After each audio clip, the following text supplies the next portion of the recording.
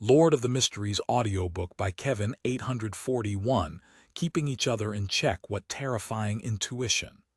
Despite not realizing that the jam and sparrow in front of you is a double, you still feel that something is amiss, hidden in a faraway building. Klein inwardly drew a gasp. His mind raced as he quickly came up with a corresponding strategy. He controlled center and made the marionette reply in a deep voice. I'm also a little worried. After opening the door, if you leave first, you can ambush me from the outside once I'm out. You don't even need to ambush me. You can just wait outside.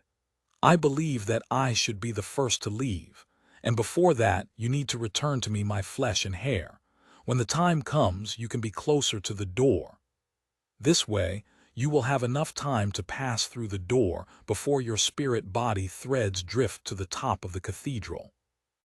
Panatia listened in silence and returned with a question. Then how do I prevent you from destroying the door after you leave? This is also a problem for me, the marionette answered without giving any signs of weakness. When I obtain that special symbol, I'll show it to you. That way, even if I close the door, you will still be able to open it again. Panatia closed her mouth as though she was thinking through the details, but she appeared somewhat irascible and could hardly compose herself.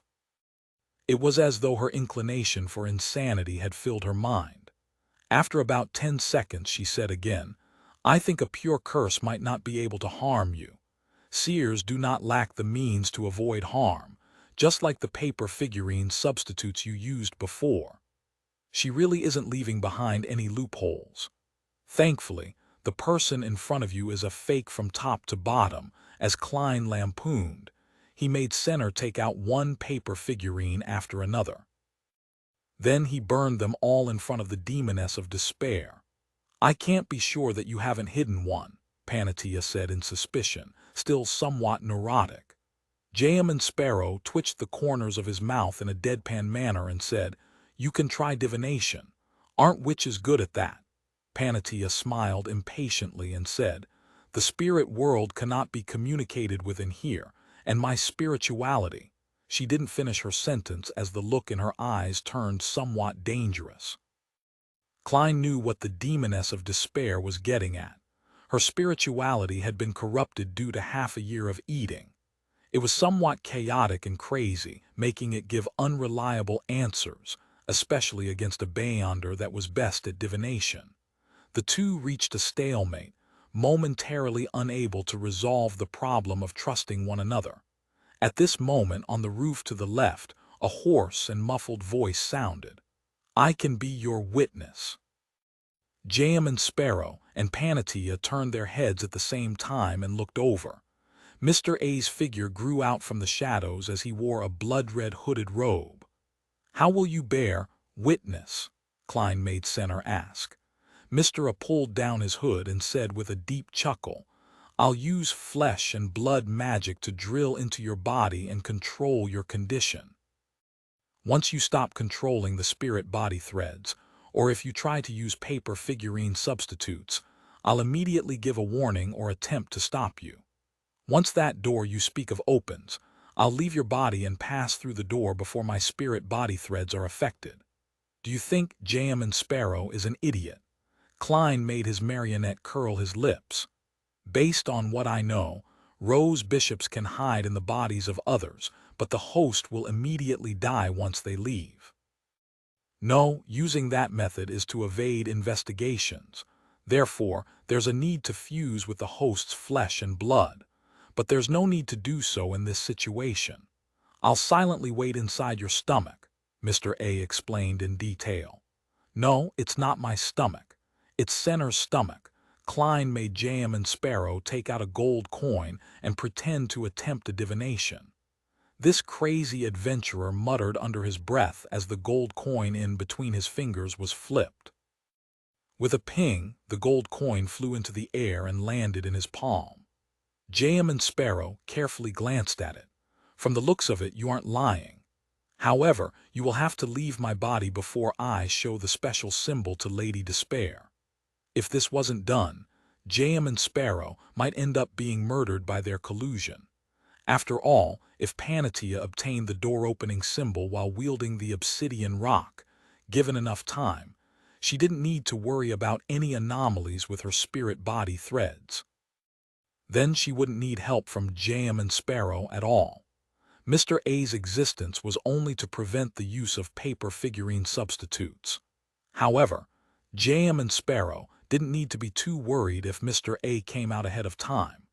He wasn't even afraid that Panatia would lose decorum after knowing the door-opening symbol, because if that happened, he could rely on paper figurine substitutes to avoid certain death. On the other hand, Panatia wouldn't carry out a pursuit in the cathedral. This was because she would end up being hung up with the passage of time. Hence, she needed to seize the opportunity to escape immediately. Besides, there was no way to take the obsidian rock. Jam and Sparrow would then have no chance of any subsequent escape attempts. Although the details of this plan were still flawed, it fully considered the situation of all three parties. Panatia raised her hand and grabbed at the hair that was sliding down her sideburns when she suddenly asked, "If I were to escape first, aren't you afraid that I'll ambush you?" This was also a problem that Jam and Sparrow was previously worried about.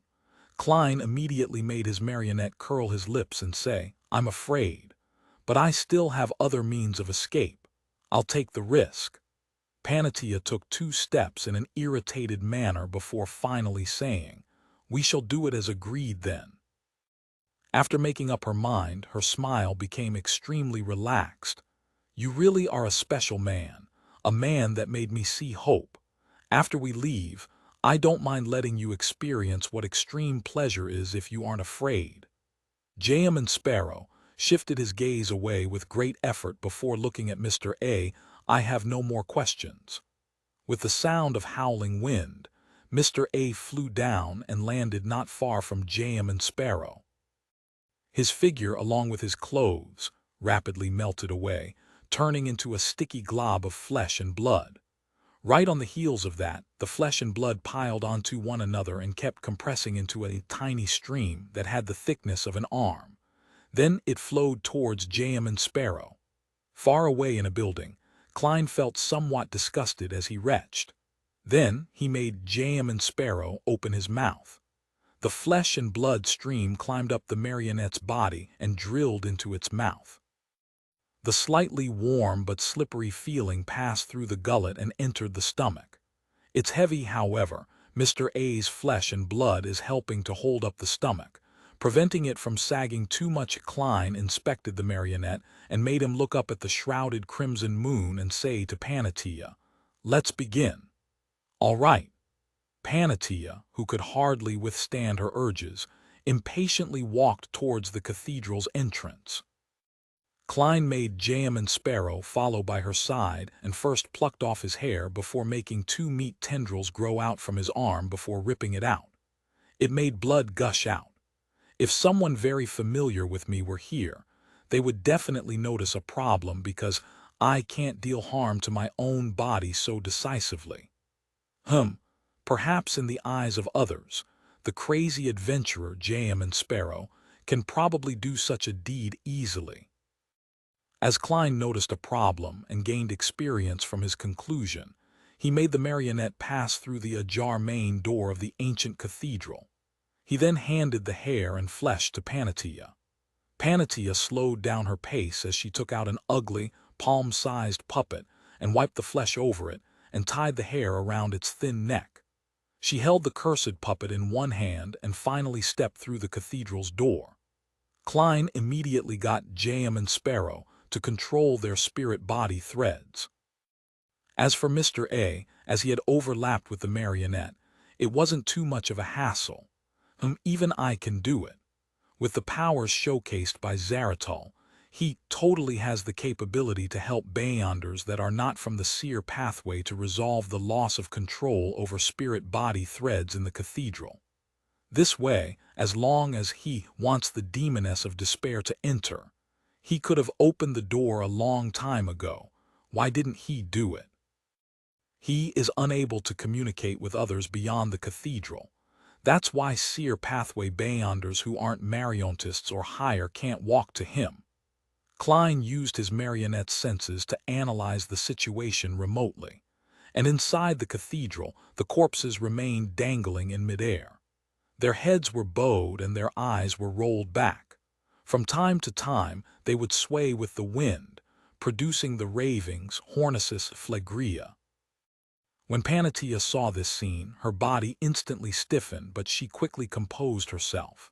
Together with Jam and Sparrow, they walked under the gazes of the hanged. Before long, they saw the pitch-black altar and the statue of the ancient god's descendant. Zaratul remained sitting diagonally behind the statue, wearing a hood and sporting a white beard. When Jam and Sparrow and Panatia approached, he slowly lifted his head and chuckled. Very good. Beyonders from the Seer pathway need to know how to use their brain and not always think of fighting. He seemed to have foreseen that all of the paper figurines of Jam and Sparrow would be destroyed. He directly reached out his wrinkled palm and grasped at something. His grab pulled out a yellowish-brown goatskin and a quill filled with ink and a bottle of ink. This made Panatia involuntarily twitch her brows. Zaratul picked up the quill and scribbled words and symbols before rolling it up and handing it to Jam and Sparrow. That's the door-opening symbol, as well as the bizarro sorcerer potion formula you want. They can only last for 45 minutes and cannot be taken out. Klein avoided the demoness of despair and unfolded the goatskin, allowing the potion formula and the door-opening symbol to appear before his eyes.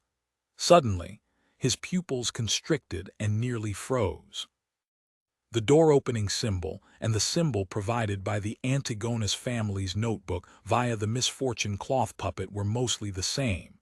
It was a vertical eye made up of many mysterious labels. However, there were tiny differences in the details. A crescent pattern had switched spots with a dotted line label. 842 behind the door at that instant. The first thought that surfaced in Klein's mind was, as expected, Zaratul has a ploy. Right on the heels of that, he was thankful that he had obtained the correct door-opening symbol from the Antigonus family's notebook ahead of time. With this newfound confidence, he didn't panic and become at a loss. Zaratul returned the quill and ink bottle to the past, and he lifted his head. Scanning Jam and Sparrow and Panatia, he said with a sigh, "All the conditions are in place. You can now open the door." Upon saying that, he fixed his gaze on Jam and Sparrow and chuckled. "Don't forget to take my urn with you." Just as he said that, his entire body suddenly crumbled into countless points of light and scattered into the surroundings, fusing into the void. It was as though he had long rotted and turned to dust. Left in the spot where he was sitting, there was a tin urn. Its surface had ancient patterns that didn't look anything special.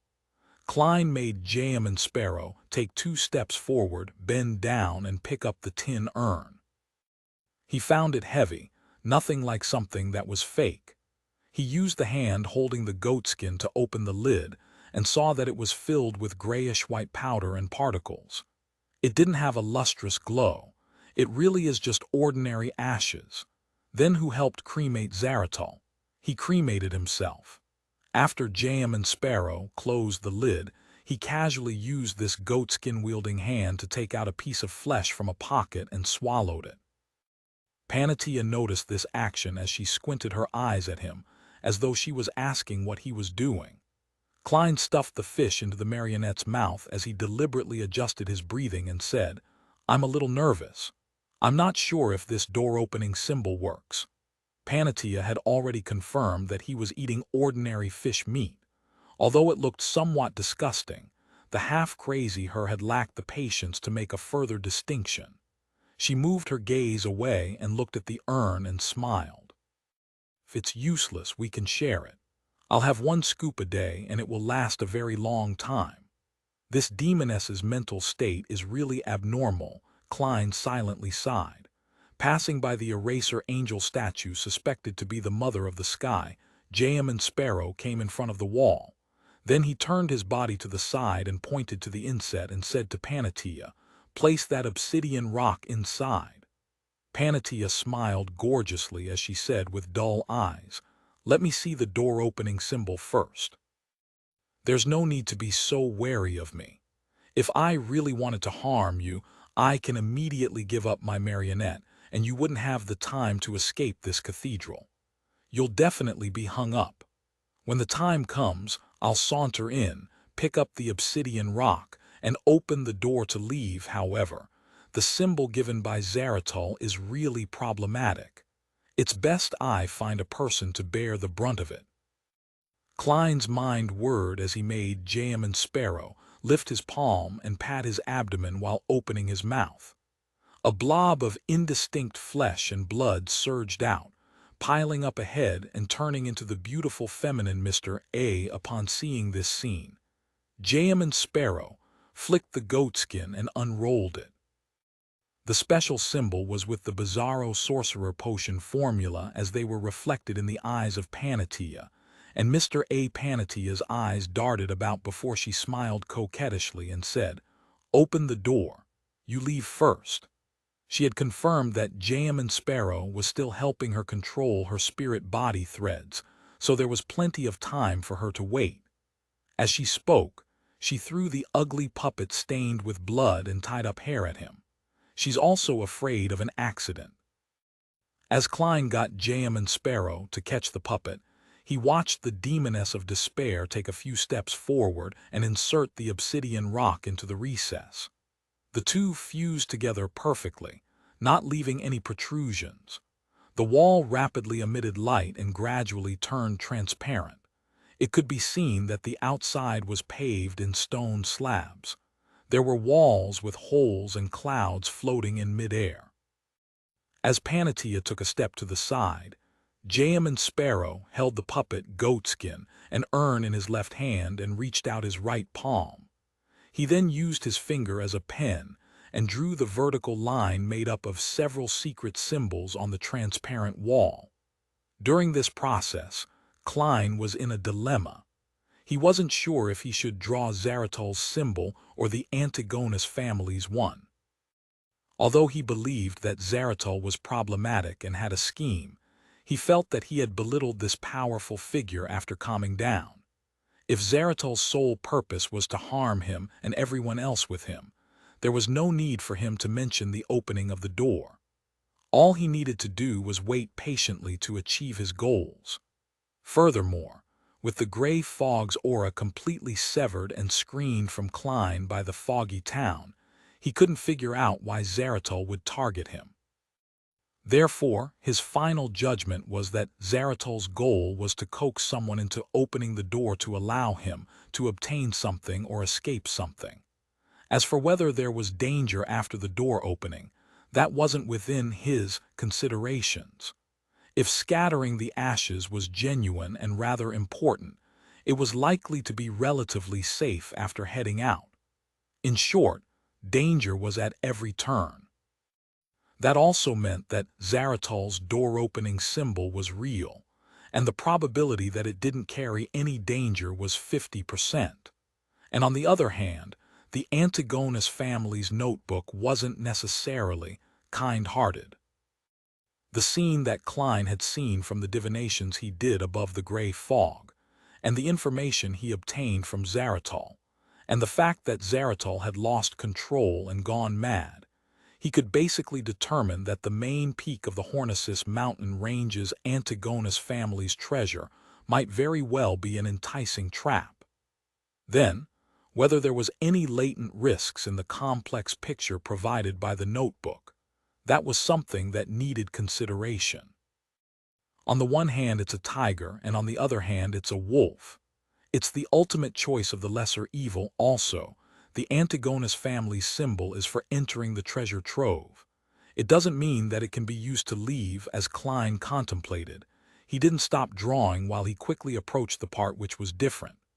At this moment, he stole a glance at Panatia and discovered that her eyes had a glint in them as she wore a smile. It felt like she had the urge to try. If she's normal, as a senior instigator, She should be able to control her expressions. Besides, she just saw the door-opening symbol as well. Klein's heart stirred as he let the marionette draw the symbol provided by Zeratal. Soon, the complicated vertical eye was drawn. Pure light enveloped the area as they traversed the patterns and finally gathered together. Amidst a spectacular blast of light, an illusory, double door filled with secrecy appeared on the wall.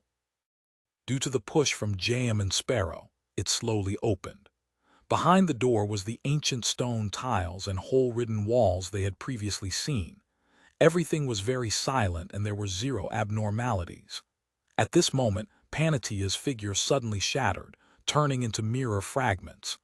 At the same time, the lady in a pure white robe appeared in front of Jam and Sparrow and passed through the door.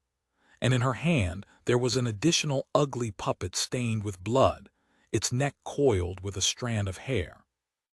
As for the one in Jam and Sparrow's hand, it had degenerated into a piece of glass.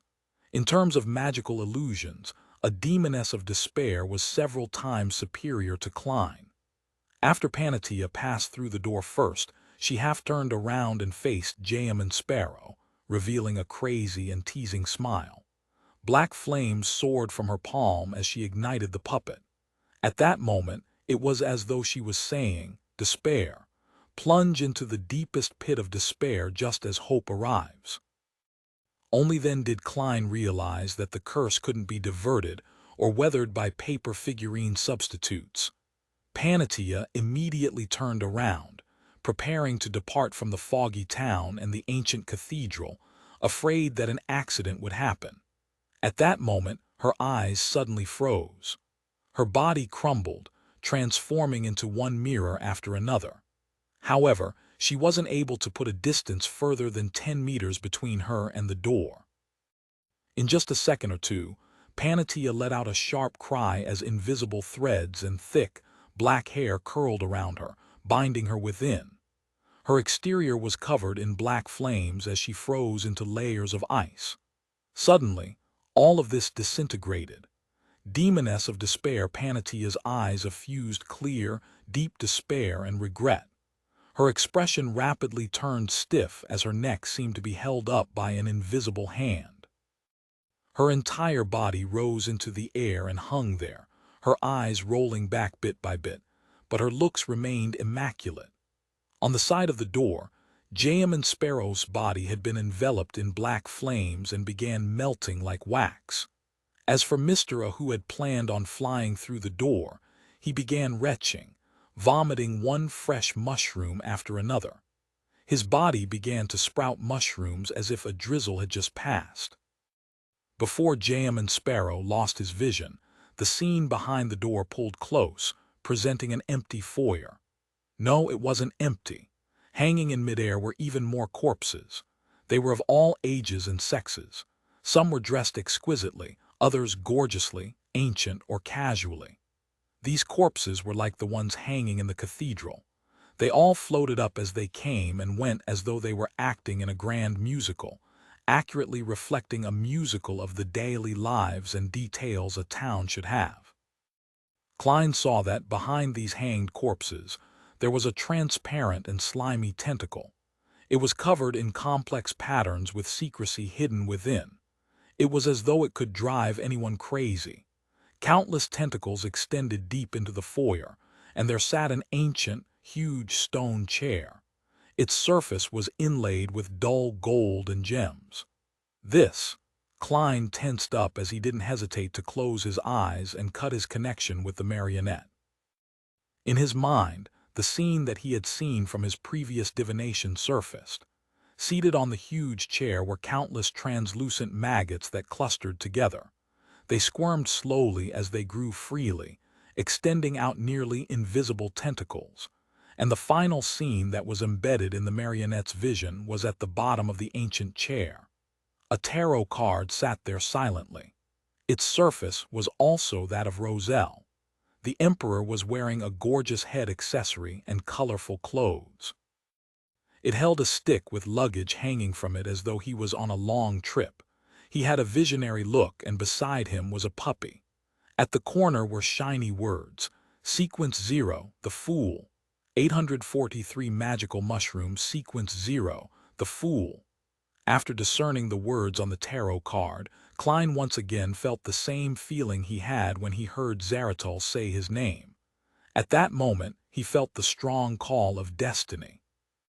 He felt that everything had been arranged from the beginning, just like 008. He began to suspect that his original judgment, believing that the female beast tamer from the traveling circus that had visited Tingen and performed a tarot divination for him, wasn't an ordinary person. As his thoughts raced, Klein viewed it from another angle and came up with a new idea. Gradually, he stopped being that horrified, fearful, and depressed. Perhaps it wasn't a machination but the changes that I brought about myself. This is because of the ritual that resulted in my transmigration. I had a connection with the mysterious space above the gray fog.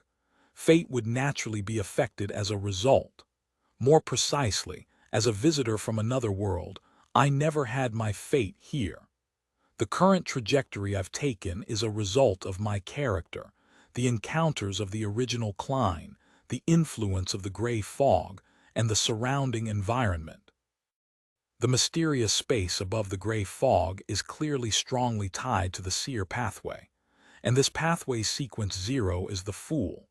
When projected into reality, and in front of a divination, I'll definitely get the Fool as my card. Similarly, this resulted in me later using the Fool as my name. Klein's mood calmed down bit by bit, believing that this was the most plausible explanation. Using Occam's razor to eliminate all presently unknown factors, I can still obtain a reasonable explanation. That means that it's quite likely to be the case.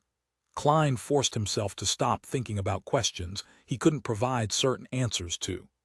He then turned his attention to what had just happened. That huge chair and that cluster of translucent maggots were what I saw when I made a divination above the gray fog.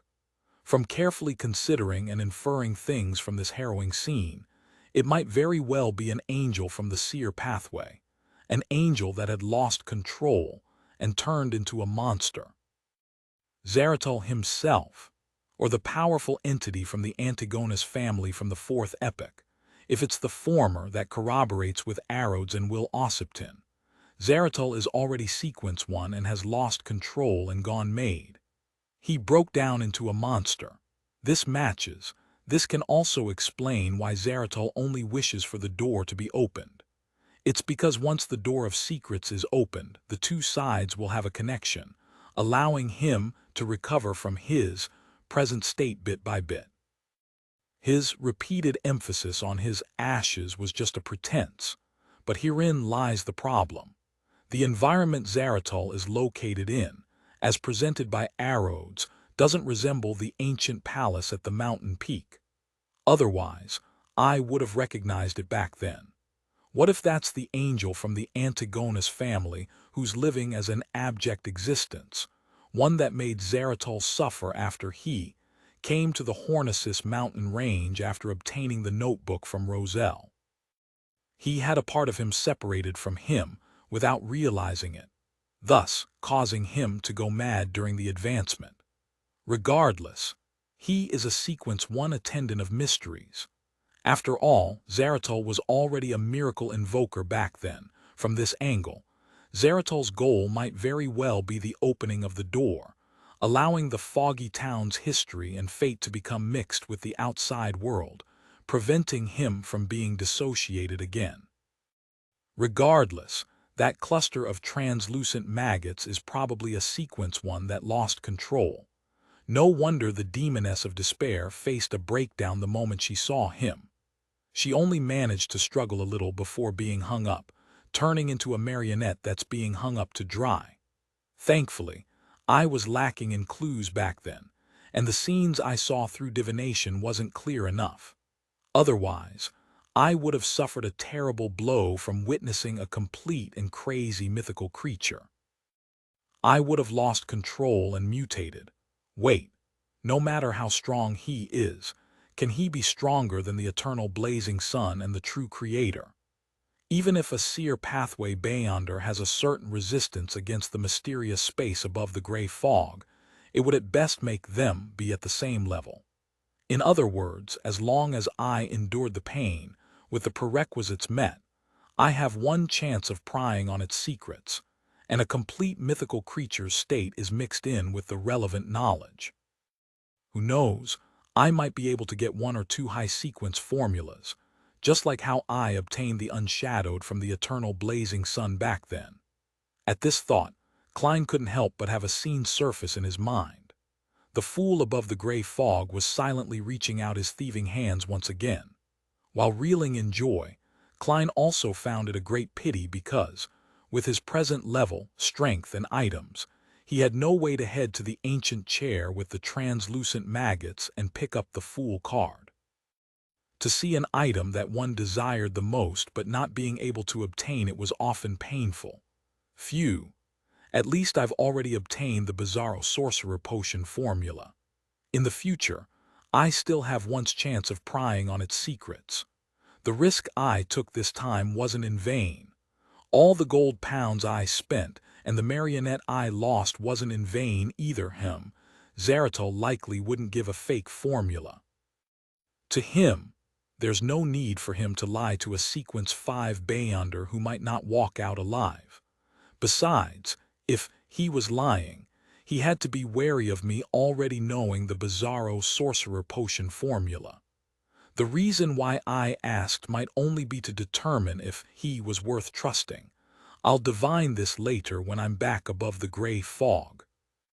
Klein heaved a sigh of relief, and seeing that there hadn't been any anomalies outside for quite a while, he decided to immediately approach the pitch-black cathedral and observe the changes inside. To him, all the problems that he thought about weren't pressing issues. The pressing issue was to leave the secret world, to leave this foggy town. When he came out of the building he was in, Klein, who was wearing an ancient triangular hat and dark red coat, carefully came to the entrance of the ancient cathedral. He carefully passed through the ajar door and walked in. The corpses that looked and dressed differently were no different from before. They remained hanging in midair, swaying with the wind and producing the ravings of Hornisus phlegrea. Klein walked under them as his eyes got accustomed to the dim environment, allowing him to see more. The half-demonic wolf-and half-human statue was still standing there without any signs of damage.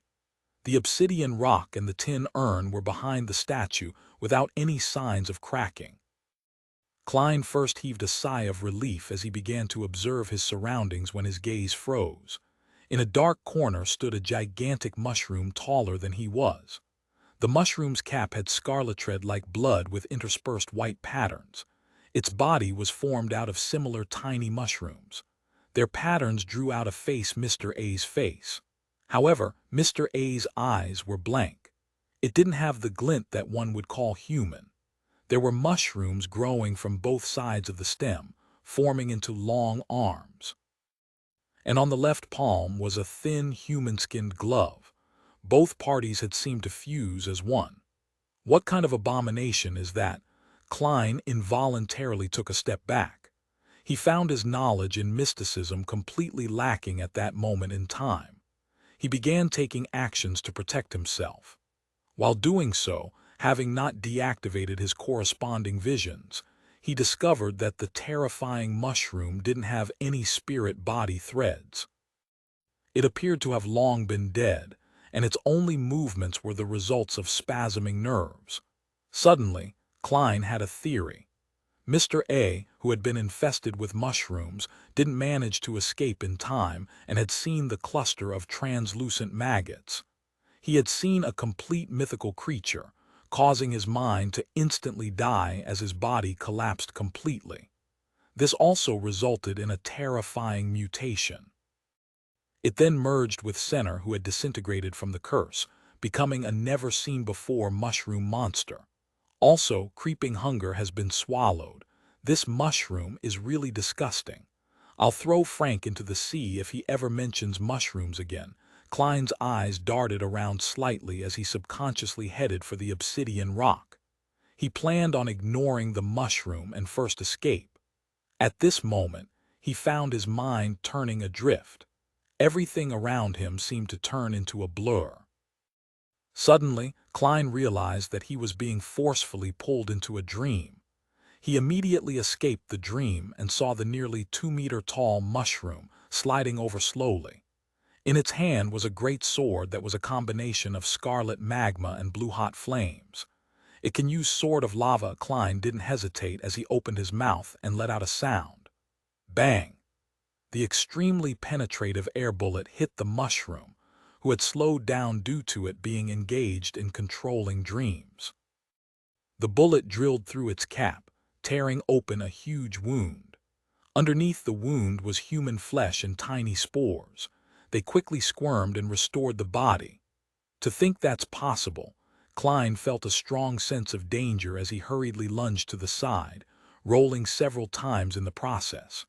The mushroom sped up suddenly as the sword of lava in its hand dragged scarlet and blue flames, cleaving down at the spot Klein had been standing at. It caused the floor tiles to rupture as flames scattered. At this moment, Klein snapped his fingers, igniting the tiny mushrooms that formed the monster. Then, he ran towards the back of the statue in an attempt to obtain the obsidian rock. But finding his thoughts go adrift for a moment, Klein realized that he was going in the wrong direction. He was rushing towards the entrance. "It can distort my will."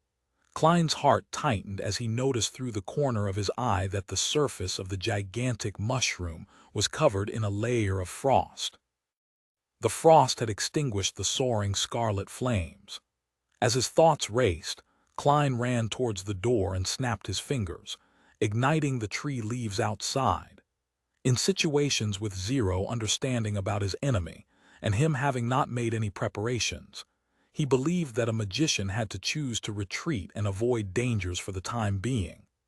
More importantly, his strongest marionettist powers were useless because the gigantic mushroom didn't have any spirit-body threads.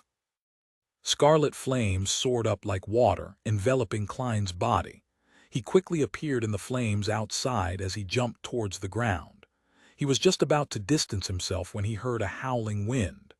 The red-capped mushroom had come out of the cathedral with the auspices of a strong gust of wind. "It can even fly." Klein snapped his fingers, using flaming jump to open up a gap.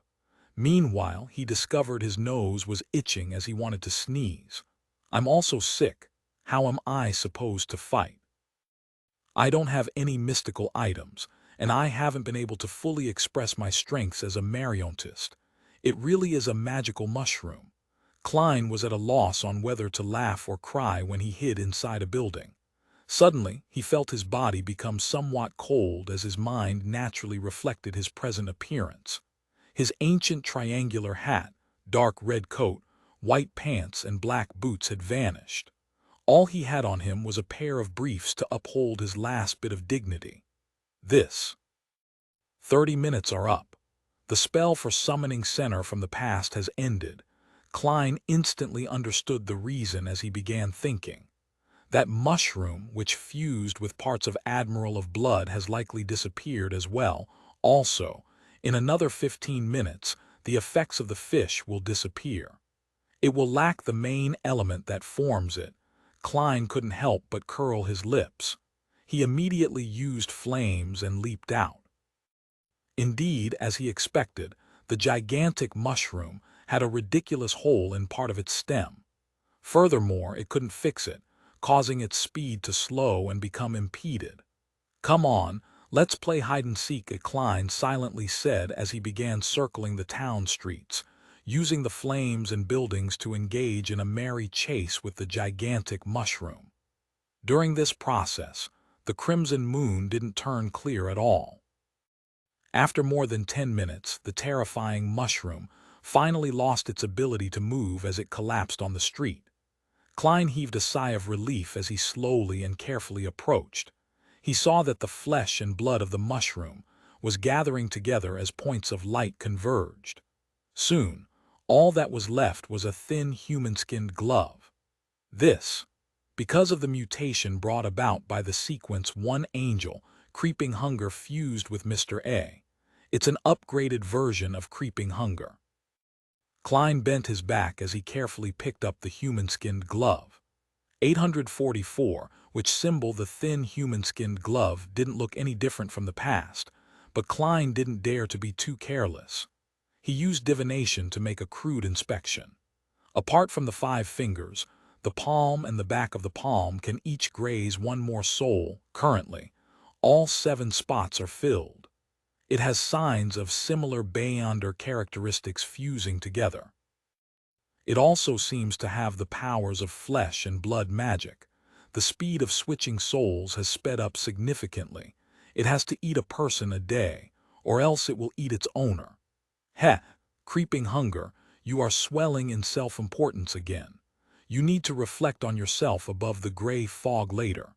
I'm temporarily unable to obtain any revelations for the rest. After I leave this place, I'll head above the gray fog to make a more accurate divination. Yes, I'm still not sure if there are any other side effects. All I know is that it wouldn't cause me any harm for the time being. Also, Mr. X, who was grazed, wasn't affected. Travelers traveling and door opening still work. Klein heaved a sigh of relief as he wore the upgraded Creeping Hunger. Then he rushed for the cathedral, hoping to leave as soon as possible. During his merry chase with the gigantic mushroom, he hadn't forgotten to cast an illusion on himself to make him wear a trench coat and a top hat. As for the Beyonder characteristic that Seer left behind, Klein suspected that it was likely in the hands of Demoness of Despair Panatia. And this demigod was being hung inside the ancient palace, under the watch of the cluster of maggots. Flesh can be slowly eaten to be stored for the future, but Beyonder characteristics will definitely have appeared and taken form after this much time. Even if Demoness of Despair didn't care too much about it and threw it somewhere, in this place that isn't connected to the spirit world and highly restricts divination, I'm unable to quickly locate it. And in this sort of environment, who knows what sorts of anomalies will happen next? Who knows if that obsidian rock will automatically teleport and disappear? Thus, I need to make every second count and escape as quickly as possible. Klein returned to the cathedral with a clear line of thought. Although he had promised Miss Sharon to sell Seer's Beyonder characteristic to Marek, the ingredient itself was corrupted to begin with, making it difficult to use for the concocting of a potion. Secondly, his safety was a lot more important. It's not like it cannot be resolved. I can just hunt another wraith or find Will Ossipton's help to shatter the Beyonder characteristic in Marek's hands and allow it to be purified. This will have to wait until a particular infant is born, Klein mumbled silently as he passed through the swaying corpses and came to the side of the stone statue. Along the way, he found the iron cigar case which he had used to put the marionette in. It hadn't been devoured by the mushroom. Azek's copper whistle and the lone gold coin inside weren't damaged either. Putting these items away, Klein controlled his spirit body threads to prevent himself from floating to the top of the cathedral as he bent down to pick up the obsidian rock. After confirming that the important item wasn't damaged, he felt a lot calmer. He then inspected Zaratul's tin urn. When he opened the lid and took a careful look, Klein's pupils constricted as his gaze instantly froze. All the ashes inside were gone. There wasn't any left inside. Zaratul achieved his goal. Should I say as expected, Klein threw away the thin urn while feeling doubtful. He stood up straight and inserted the obsidian rock into the wall at the back. The wall emitted light again as it turned transparent, allowing people to see the ancient stone slabs outside, the hold walls, and the floating clouds. At the thought of the cluster of terrifying maggots, Klein wasn't in a rush to draw the symbol provided by the Antigonus family's notebook. He first raised his right hand and snapped his fingers. He had ignited a tree outside the cathedral, in preparation to escape with flaming jump the moment something wasn't right. After making his preparations, Klein used his finger and quickly outlined the vertical eye formed of many secret symbols. Compared to the previous one, a crescent and dotted line had swapped places. With his final stroke, the pure beams of light bloomed as they followed the vertical eye's patterns before blasting into a radiant light. The entire cathedral turned ethereal as it shook. Klein felt as though he had instantly arrived at the top where the corpses were being hung. In front of him was a pair of illusory double doors. Behind the door was a familiar ancient palace. It was where Panatia and the other corpses were gently swaying. Translucent tentacles with strange and mysterious patterns swarmed over and slammed on the door but were unable to open it. All it could do was use some of its strength to grab Klein's spirit body threads. Klein didn't hesitate to snap his fingers. While pulling at his spirit body threads, he leaped to the flames outside the cathedral. Right on the heels of that, he snapped his fingers repeatedly and flashed away, escaping to the farthest point of the foggy town. After the ethereal feeling of the pitch-black cathedral vanished, Klein paused and frowned. That also leads to the palace with the rampaging angel. The symbol provided by the Antigonus family's notebook is as much of a trap as Zaratul's was. However, this symbol only seems capable of triggering the door to escape, but it's unable to open it. Otherwise, I might not have been able to escape. It's the symbol for entry, while Zaratul's one was for exiting. What should I do? How do I leave? Klein subconsciously surveyed the ghastly silent town which was shrouded in fog, and he forced himself to calm down. He began to think about how he could escape. Perhaps that's not the only wall that allows me to leave, but it's unlikely. All these years, there have been batches of people coming to the foggy town.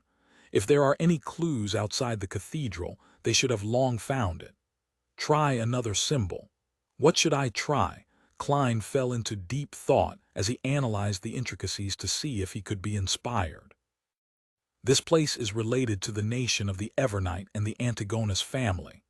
As for the monster on the huge throne in the ancient palace, it's definitely a rampaging angel from the Seer pathway. Regardless of his identity, Zaratul, who's also involved in this matter, is similarly an angel of the Seer pathway. The Antigonus family's notebook, which provided the symbol, is also directly tied to this pathway. Therefore, the correct door-opening symbol is likely related to the Seer pathway. Sequence 0 of the Seer pathway is likely called the Fool. This can be initially confirmed. Otherwise, that owner of the card of blasphemy wouldn't have been lured to the main peak of the Hornisus mountain range and become a hanger. The Fool. The Fool. As he ruminated over the word, Klein suddenly thought of himself.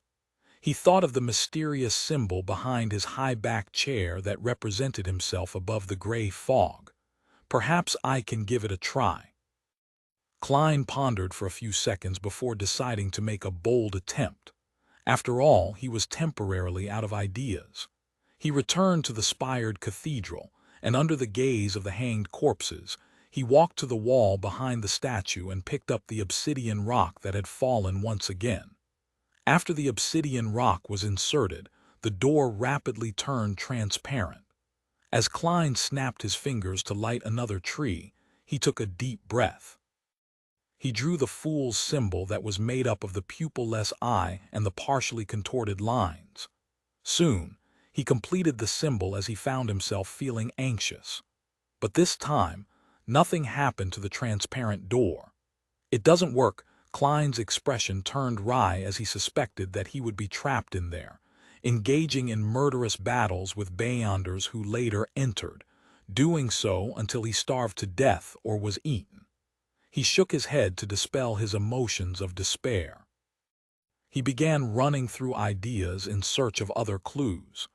This place is related to the nation of the Evernight, and is related to the Antigonus family, and they were obliterated by the Church of Evernight.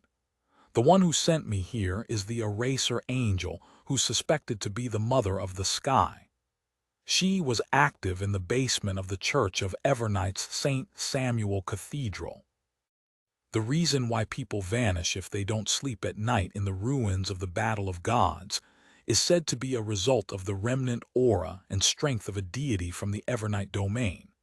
Therefore, this is clearly related to the Evernight's authority or even the Evernight goddess, areas related to the goddess. The more Klein thought about it, the more he lacked confidence. He was originally analyzing the problem from an objective angle, but he had unknowingly changed the way he addressed the Evernight goddess. And this led him to a new idea.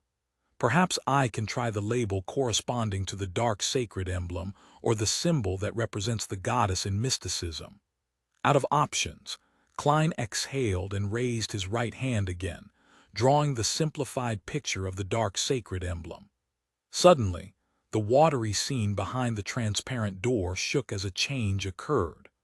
Although he could still see the ancient palace and the hole-ridden wall, they were very far away and could only be faintly made out.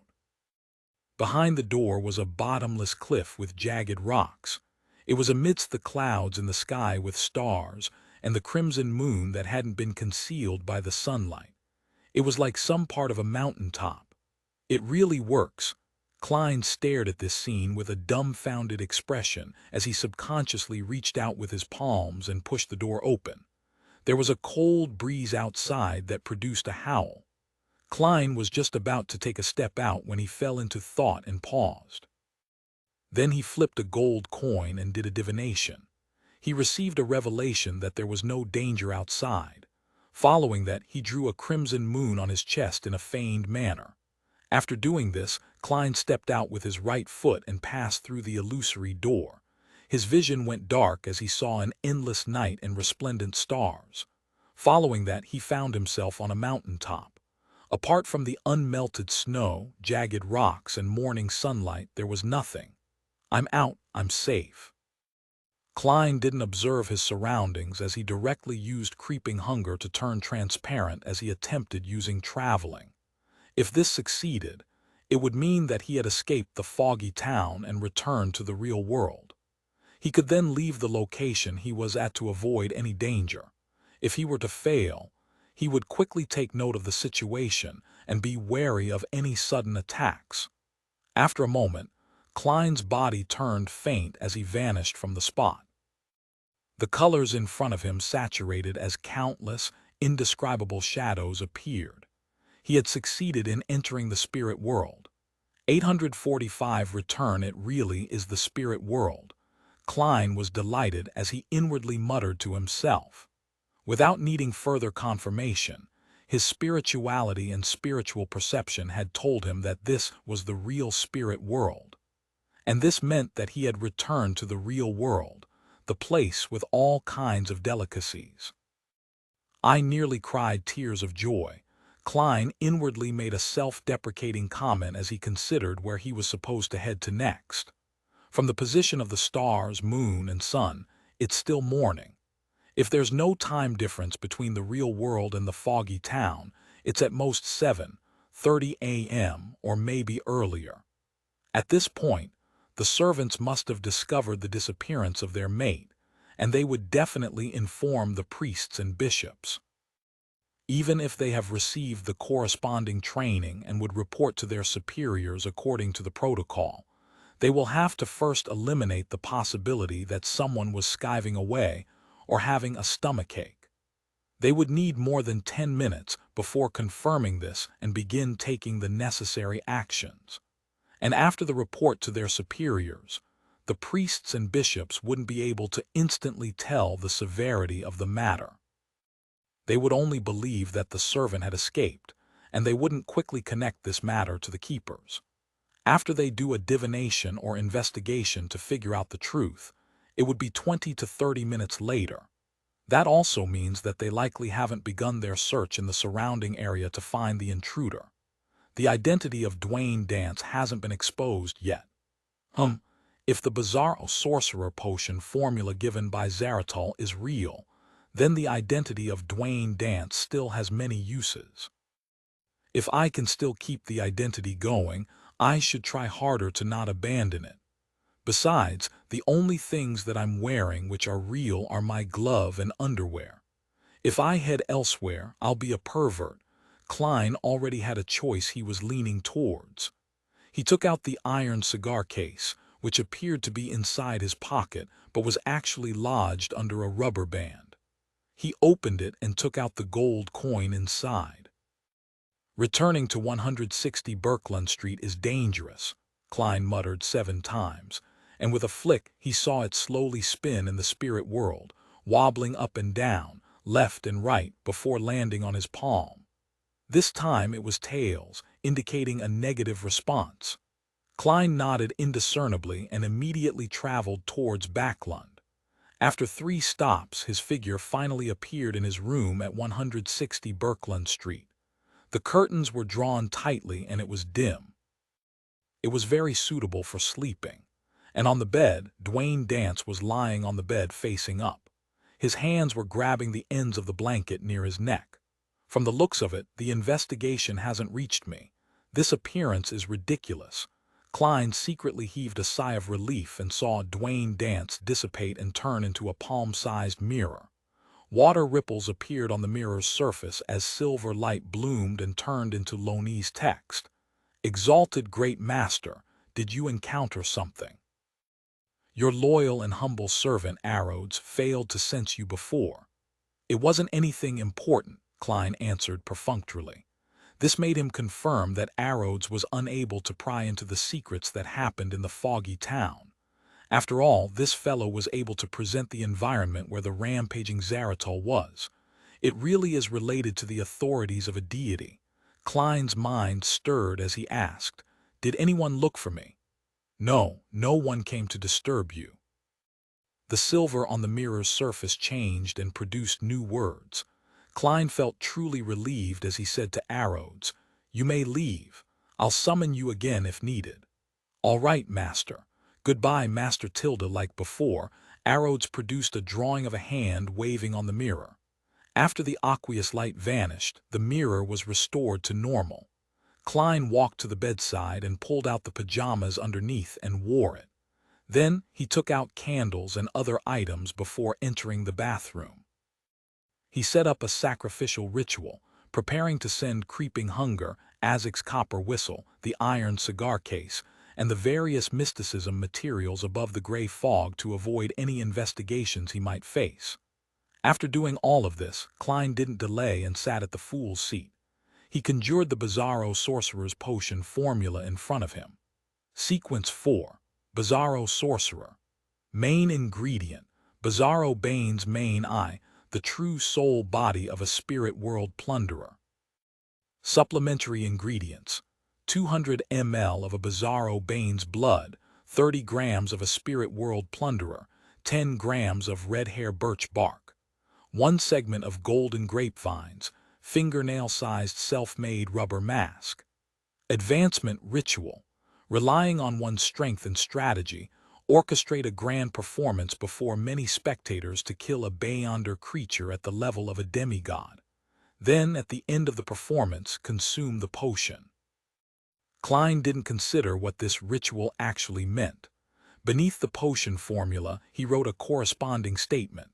Following that, he summoned a spirit pendulum from the junk pile. Holding it in his left hand, he began a divination. Before long, Klein opened his eyes and saw the dangling topaz rotating clockwise.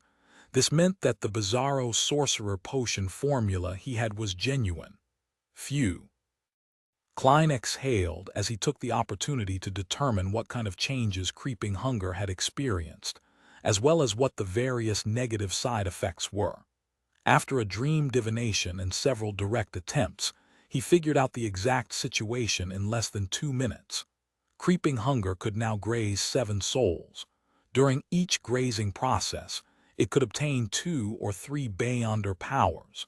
One of them can be chosen by the wearer.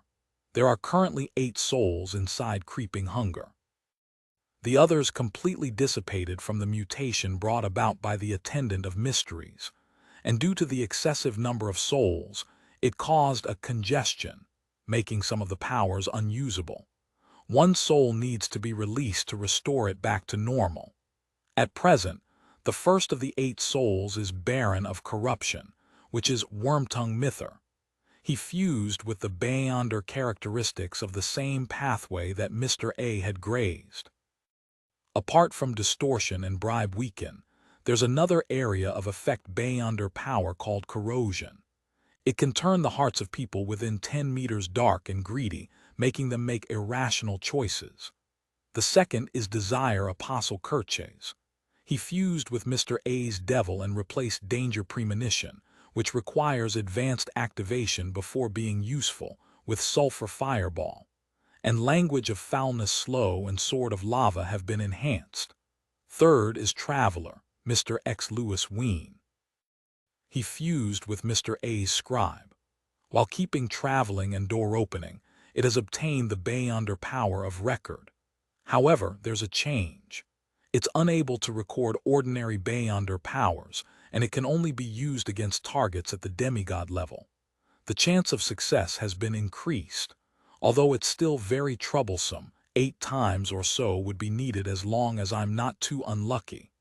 In addition, it cannot record more than 2 demigod-level Beyonder powers, and cannot exceed sequence 3.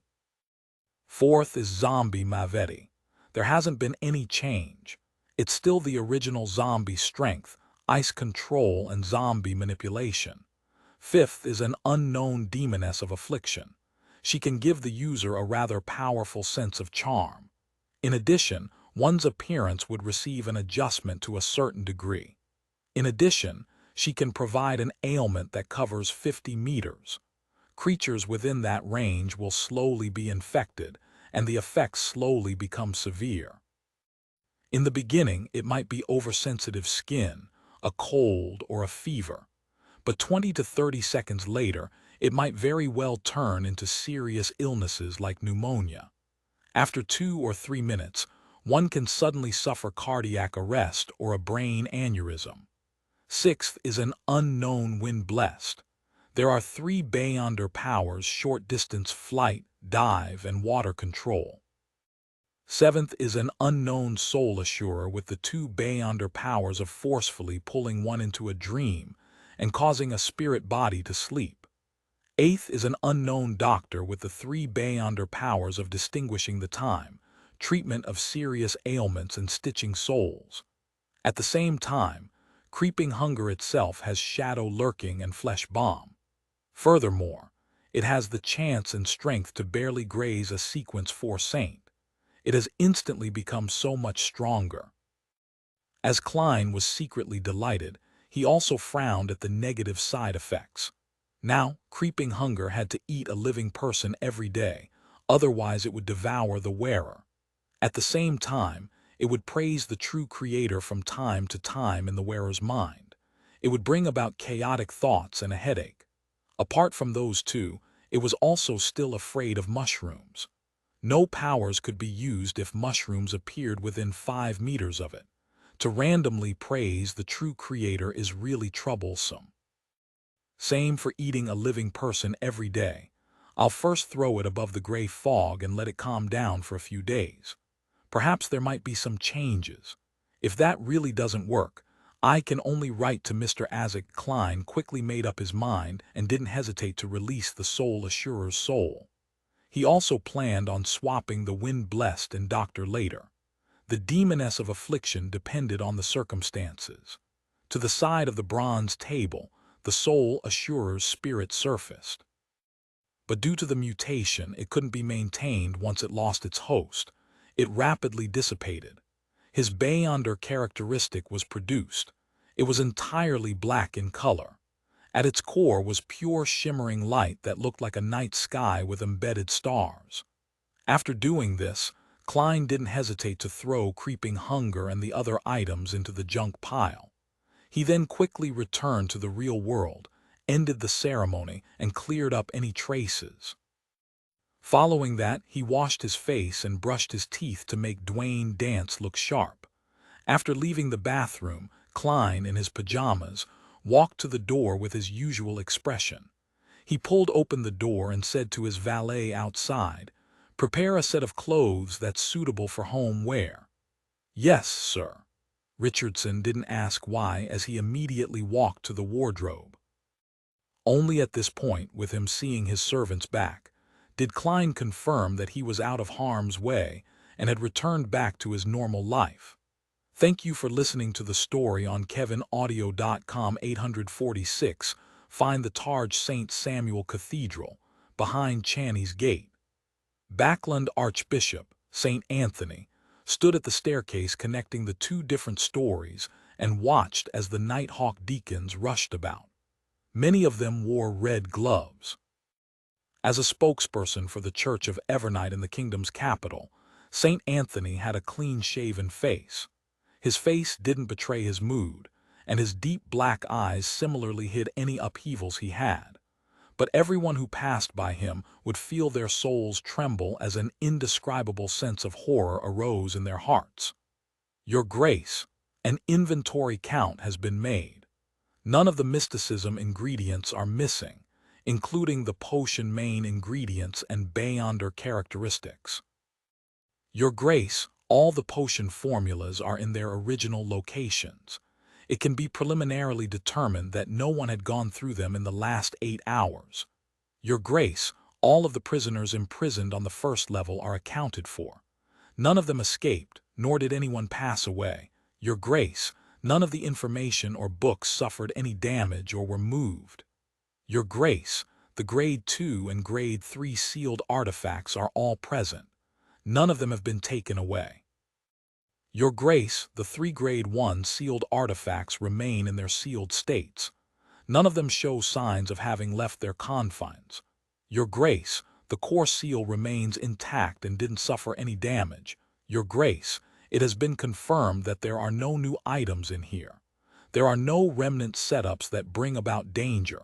Your Grace, we didn't find the enemy who disguised himself as a keeper. Age, he seems to have evaporated into thin air. One deacon after another came over to make a report as the matter gradually turned somewhat odd. They found it unimaginable that a scheming and powerful beyonder would take such an immense risk and set up such a tight plan and use all kinds of means to pass through Channy's Gate. Yet, nothing was taken, and the perpetrator had left after circling the area once.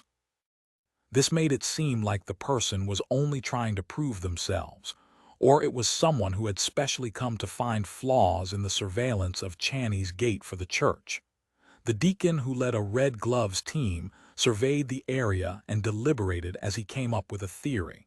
Your Grace, could it be the requirements of an advancement ritual of some sequence? Having been on a mission to capture devils, he was accustomed to making such guesses. And from sequence 5, different pathways and different sequences had different advancement rituals.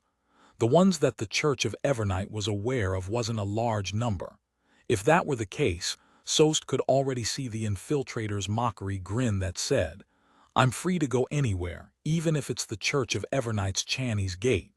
It's no different from a department store. Those Nighthawks will only become raged after the matter, feeling useless. He has to be caught. Sost silently clenched his red-gloved hand. St. Anthony was just about to say something when Nighthawk Deacon Dolly Simone raised a second possibility. Perhaps the infiltrator had attempted to take some sealed artifact away and suffered the negative effects. He died on the spot and was cleanly devoured. St. Anthony nodded in thought and said, "I'll head to basement 3 to take a look." With that said, he steadily walked to basement 2, and in a secret location, activated the path to basement 3. The other deacons were lacking in rank or clearance, so all they could do was wait in their spots. St. Anthony quickly arrived at basement 3, which didn't span too big an area. He basically confirmed that sealed artifacts 129 and 180 hadn't undergone any abnormal changes. Following the strict protocols, he observed 180 with 129 and found 017 lying inside with eyes half open, just like always. During this process, St. Anthony approached thrice and opened a distance from it thrice. Sometimes he changed where he stood, and at other times he cloaked himself in the darkness of the night. He didn't dare skip the necessary steps. Even as a saint, he didn't dare belittle any of the items in here. Ignoring the powers that would break out of its vessel, temporary causing the seal on 017, even 129 and 180, which were rather dangerous items, to become ineffective. St. Anthony didn't wish to degenerate into an amnesiac who had to relearn how to eat and drink, much less become part of a dream that existed between reality and illusions. There's nothing wrong. Anthony heaved a silent sigh of relief. He began restoring the two sealed artifacts to their original states. A few minutes later, the Nighthawk deacons saw the Archbishop return. The infiltrator might have died from touching a sealed artifact, St. Anthony said, his pronunciation of died being somewhat muffled. He didn't give any additional explanations as he instructed. Regardless, this matter needs to be investigated. The infiltrator might have a partner. To be able to infiltrate St. Samuel Cathedral without causing a stir, it means that the target is very familiar with this place, and is familiar with the recent duty shifts of the keepers. He's very familiar with how Nighthawks handle and take over matters, and has the ability or an item to change his appearance. In addition, he had obtained the help from a Beyonder with a sacred Evernight pathway item, or has one himself.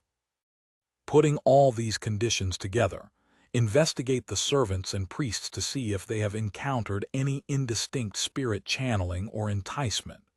Check if the bishops have betrayed the goddess, as well as the believers who have recently come to the cathedral on a regular basis. At the same time, check on all the believers and the surroundings of their residences. Perhaps they had unexpectedly divulged something and had something stolen. I'll carry out the investigations pertaining to you. Also, find the missing servant and see if there are any clues. Yes, Your Grace, Sost and the other Nighthawk deacons answered in unison. In the office with a tense mood, Leonard Mitchell wasn't having his feet up on the table like usual. He sat very properly and wore a rather solemn expression. This was the second time he had encountered a matter that targeted items behind Channy's gate. It invoked the memories that he buried deep inside his heart. And more importantly, he had encountered the fake keeper before without realizing the problem. If I were a little stronger and had better observation skills, perhaps it might not have. Leonard Mitchell's lips pursed tightly as he looked at the documents in front of him, but he wasn't reading a single word.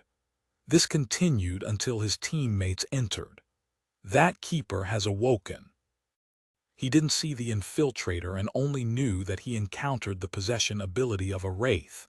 The red glove that entered said to everyone in the room, "How can a wraith move about inside the cathedral?" Many red gloves raised the question, but no one had an answer. Perhaps that wraith believes in the goddess, Leonard mumbled inwardly. While no one was paying attention to him in the corner, he suppressed his voice and seemed to mutter, "Old man, didn't you discover anything abnormal back then?" The slightly aged voice sounded in his mind. "It's not like I'll observe the outside world all the time, especially when I'm near Channy's gate." Leonard didn't dare ask further as he joined in the discussion with his teammates. Before long, the Red Gloves team captain, Sost, entered the room and threw a stack of dossiers on the desk. "These are the targets we need to investigate. The bishops have provided the names of the believers who have frequently come to the cathedral recently." Leonard glanced at it, and towards the back was a dossier with a familiar name, Dwayne Dance. This old fellow that survived from the Fourth Epoch came to a nearby street for less than 2 months, and Channy's gate was infiltrated. Isn't that too much of a coincidence? Besides, he has been frequently coming to St. Samuel Cathedral. He might be observing the situation and figuring out the patterns. Old man's excuse wasn't too convincing, but if the infiltrator was Dwayne Dance, then everything makes sense. He's afraid that he would expose himself and pretended not to discover anything abnormal. Leonard's mind instantly filled with many ideas as he asked in deliberation, "Captain Sost, what did the infiltrator take? What clues did he leave behind?" Sost surveyed the room and said, "Nothing was taken or left behind. It was like no one stepped inside. His Grace suspects that he died or was vaporized from contact with some sealed artifact. Our priority is to find his partner. No, Dwayne Dance wouldn't die that easily. He's a monster who has lived since the fourth epoch, however. Why did he carry out the infiltration?" Leonard frowned slightly as he hesitated for a moment. Then, he proactively included Dwayne Dance into the investigation targets for himself and two other teammates. After the Red Gloves and local Nighthawks began taking action, Leonard found an excuse to head to the washroom first. He suppressed his voice and asked, "What are your thoughts about Dwayne Dance?" He didn't expose his parasite's lie. The elderly voice chuckled and said, "Didn't I tell you? I don't know much about him. I only know that there's something special about him. His aura has something ancient about it. However, the case you previously investigated gave me some inspiration. I suspect that Dwayne Dance might be related to that matter. He might be a proxy of some existence." "What matter? Which existence?" Leonard muttered softly in surprise. In his mind, the ancient voice replied with an odd tone, "The fool that doesn't belong to this era." 160 Berkland Street. Klein had his breakfast and returned to the balcony's half-open room. He sat in his reclining chair and raised his hand to rub his temples. After his tense mood subsided, Klein discovered that his mind had turned somewhat adrift. He would often see the hanging corpses in the ancient cathedral, as well as the cluster of translucent maggots that remained unclear in his deepest memories. Illusory voices would seem to constantly echo in his ears. Hornicis phlegrea. Although I had quickly cut the connection with my marionette, I had suffered some of the effects. My soul has been slightly corrupted, as expected of a real mythical creature. After the preliminary investigations are done, I'll have to find a way to resolve the remnant problems. Klein slowly heaved a sigh of relief and used cogitation to calm himself. 847. The name hidden in the dossiers. A carriage passed by Berkland Street as Leonard Mitchell and two Red Gloves teammates discussed the target they were investigating, this time Dwayne Dance. "I still haven't had any direct contact with this gentleman. I've only investigated his servants and neighbors." Cindy, who had long wine-red hair, introduced her findings. "For now, it has been confirmed that Dwayne Dance has acted the same since last night to this morning. He went to his bedroom to sleep at 11 and finished washing up at 7:30 in the morning. At times, he would have some supper and end the day after midnight. At times, he would wake up before 7 and head out for a stroll, but that's not the norm." Another Red Glove, Bob, nodded and said, "From this point of view, there's nothing wrong with Dwayne Dance." Leonard Mitchell, who sat in a seemingly casual manner, immediately said with a smile, "But the reverse can also be true.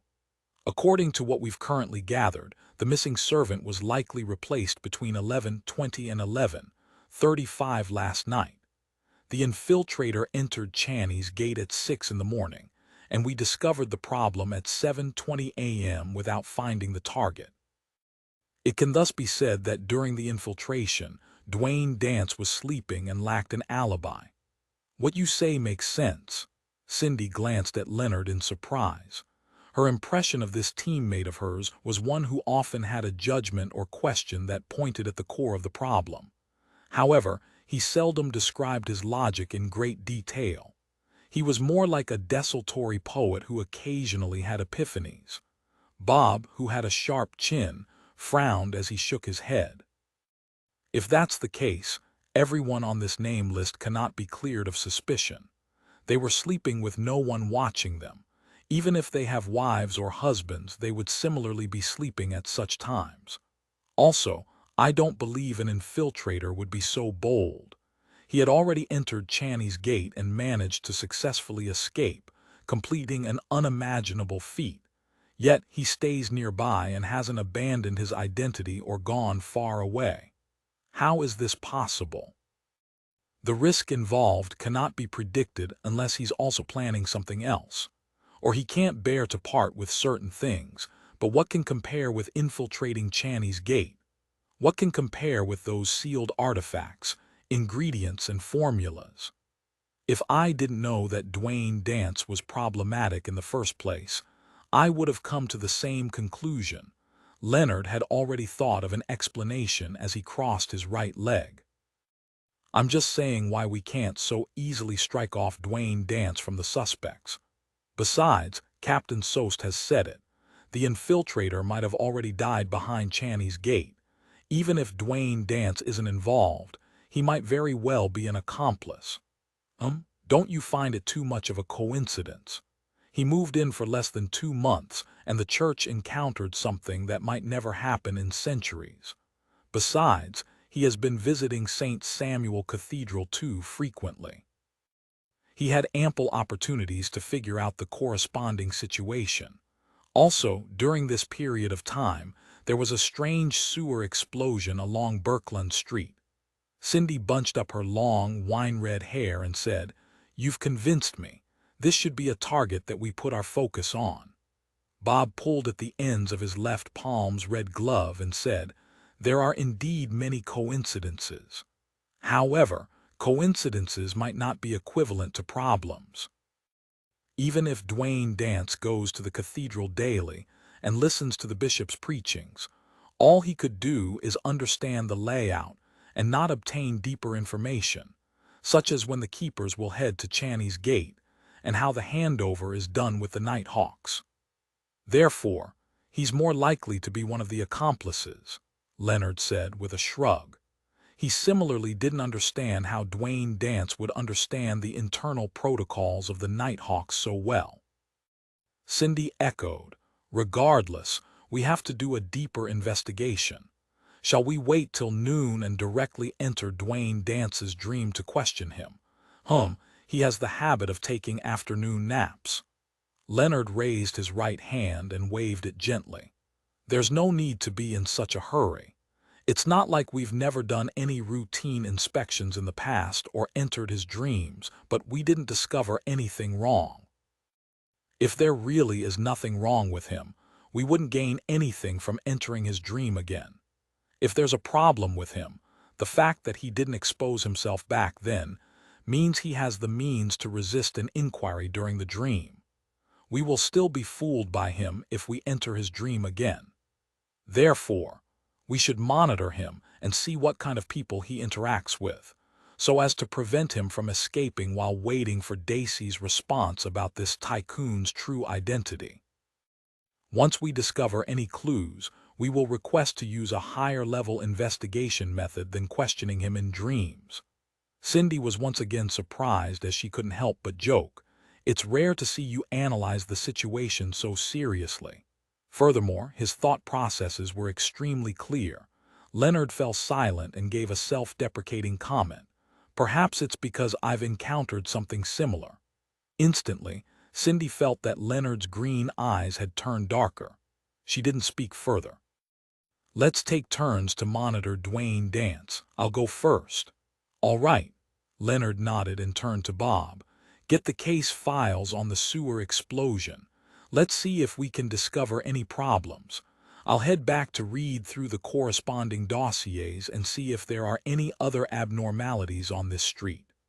After splitting the work, the 3 red gloves began their work.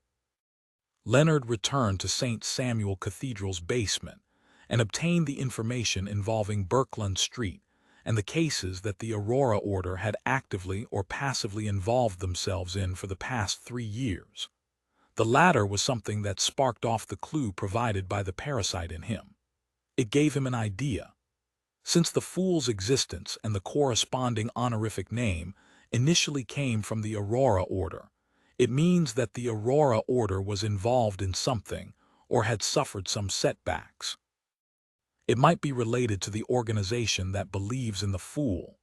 After returning to the office, Leonard held back his desultory attitude as he very seriously read through the thick dossiers. In the dossiers related to the Aurora Order, there was the Lanevis case he was most familiar with. This true creator's descent had failed terribly because of some baffling report. A mysterious person had appeared to kill the main criminal. He was suspected to be related to hero bandit Black Emperor. As he targeted evil criminals, he would scatter tarot cards over the target's corpse. That person wasn't able to do it for Desire Apostle Jason Berea only because Leonard had rushed over too quickly. Similarly, Leonard once again saw the name, Sherlock Moriarty, appear in the periphery of the case. Aurora orders Mr. X was assassinated at the gathering he convened. There were traces of powers at the demigod level left at the scene. At this point in time, Dwayne Dance had already arrived in Backlund. It matches perfectly. Aurora orders Mr. A, and the demoness sect cooperated to create the Great Smog of Backlund. This person vanished as a result. Aurora orders Mr. A had assassinated the Inti's ambassador. Leonard read case after case, but he didn't find anything of use. He rubbed his temples and decided to attack it from a different angle. He began from the cases related to hero bandit Black Emperor. Lanevis case. First murder scene with the tarot cards thrown as a ritual, and the Fool is the beginning of the tarot cards. Capim's case. From the strength and level showcased by hero bandit Black Emperor, he won't and wouldn't mimic others. He similarly scattered tarot cards on the corpse of Desire Apostle Jason Berea. I saw hero bandit Black Emperor with my own eyes, preventing him from scattering the cards in time. Apart from major events and evil criminals, what other connection do these three cases have? Leonard had previously considered the relevant questions and was certain that Detective Sherlock Moriarty had been partially involved in the Lanevis and Capim cases. Then what about the Desire Apostle case? Leonard found the addendum and began leafing through them. Finally, he spotted a line in an inconspicuous spot. People attacked involved Isengard Stanton, Sherlock Moriarty. Leonard's expression slowly turned excited as though he had discovered a breakthrough. He flipped through the Aurora Order dossier and didn't miss out any of the names involved. He kept expanding his search and requested for all the dossiers that involved every name. Aurora orders Mr. assassinated the Inti's ambassador. The Inti's ambassador was in charge of the conflict over the difference engine, manuscripts. The clues to the manuscripts came from a spy who usually acted as a private detective. It is reported that another private detective was embroiled in this matter and had nearly been killed by a gang member under the command of the Inti's ambassador. Another private detective. Leonard suddenly stood up as he left St. Samuel Cathedral and headed for the police station that handled the case back then. Although most of the dossiers had been taken away by Me9, Leonard still found the name of the person who had made the police report. Sherlock Moriarty. I now have reason to believe that this great detective was also involved in the Great Smog of Backlund. Among the various people who are involved, his name appears, right at the periphery of the matter. He and Dwayne Dance all belong to a secret organization that believes in the Fool. Leonard thought as the corners of his lips curled up. He decided to immediately search for more information to verify his conjecture. 160 Birkeland Street, inside the master bedroom. Klein didn't have any Nighthawks enter his dream during his afternoon nap, but he once again returned to the foggy town. He saw Demoness of Despair Panatia with her smile showcasing blood-colored flesh in between the gaps of her teeth. He saw her slowly being hung up as her eyes rolled back in despair before her head drooped down. The hung corpses, the horrifying gigantic mushroom, the cluster of countless translucent maggots kept appearing one after another, waking Klein up from his dream. As he rubbed his temples, Klein found that his mind was in a terrible condition. and this wasn't a problem that could be resolved by the gray fog. He fell into deep thought and entered his bathroom and arrived above the gray fog. He conjured Jayaman and made him pray.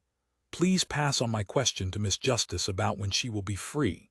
I wish to receive some psychotherapy. 848 Getting caught in the crossfire. Backlund, Empress Borough, inside the Hall family's luxurious mansion.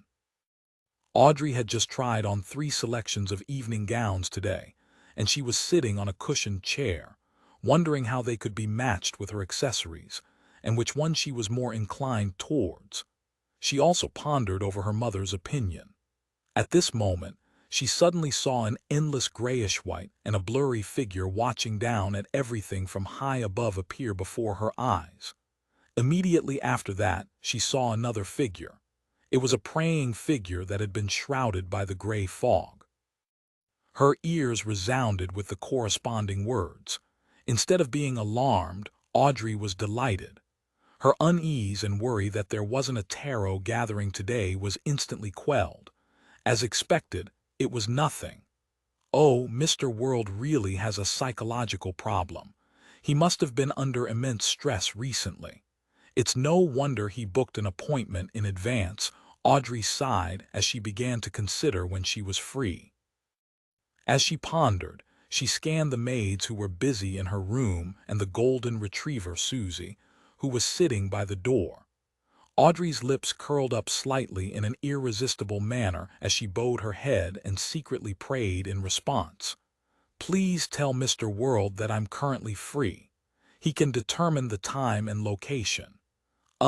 As long as it's not night time and doesn't exceed the boroughs west of Backlund. In regards to this, the golden retriever who was observing the maid's work seemed to sense someone looking at her. She suspiciously turned her head and looked in Audrey's direction. However, it failed to discover any problems. Above the gray fog, inside the palace that looked like a giant's residence, she's free at any time periods when it's convenient to head out, won't leave places she's familiar with. Klein rubbed his temples as he interpreted Miss Justice's reply. His first reaction was that it was best done today or tomorrow and to have her determine the location. Then he could use creeping hunger to teleport there, but he soon thought of a problem. Dwayne Dance was part of the Nighthawk's investigations. It was very possible that he was being monitored. Therefore, rashly traveling could easily expose him. Wait a few days, or... Klein seriously thought about it as he conjured the world jam and sparrow and prayed once again. Please inform Miss Justice that let's do it today. Above the gray fog. Audrey's eyes widened.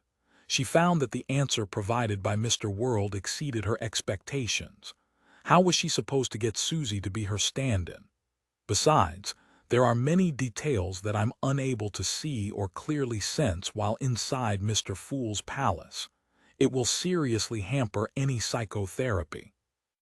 Audrey calmed her sense of alarm as she posed her doubts from a position of viability and requested Mr. Fool to pass it on to Mr. World. Before long, she received a reply again. I will request Mr. Fool to remove those restrictions. We'll use other means to conceal our true appearances. That can be done. This is the special treatment one gets from being Mr. Fool's blessed. Our continuous communication is almost like a conversation. I've really troubled Mr. Fool. And he seems to almost allow us to indulge in it. Audrey's thoughts raced as she stopped finding excuses. All right, let's do it between 11:30 to 12:30 tonight. She didn't believe that she would have anywhere to be alone before the end of her birthday ball. At the same time, in a building at 39 Birkeland Street, Hazel was looking at the selected evening gown in boredom as she listened to her mother's repeated exhortations. She was to accompany her parents to attend Miss Audrey Hall's birthday ball. Just as Hazel's thoughts were wandering and her mind gradually turning blank, she saw a grayish-white rat appear by the door. It was frantically waving its paws. Hazel patiently listened to her mother repeat herself one more time before finding an excuse to return to her bedroom. After she closed and locked her door, the grayish-white rat appeared from somewhere and arrived by her feet. It sat there in a rather comical manner. "I've discovered something wrong with the surroundings."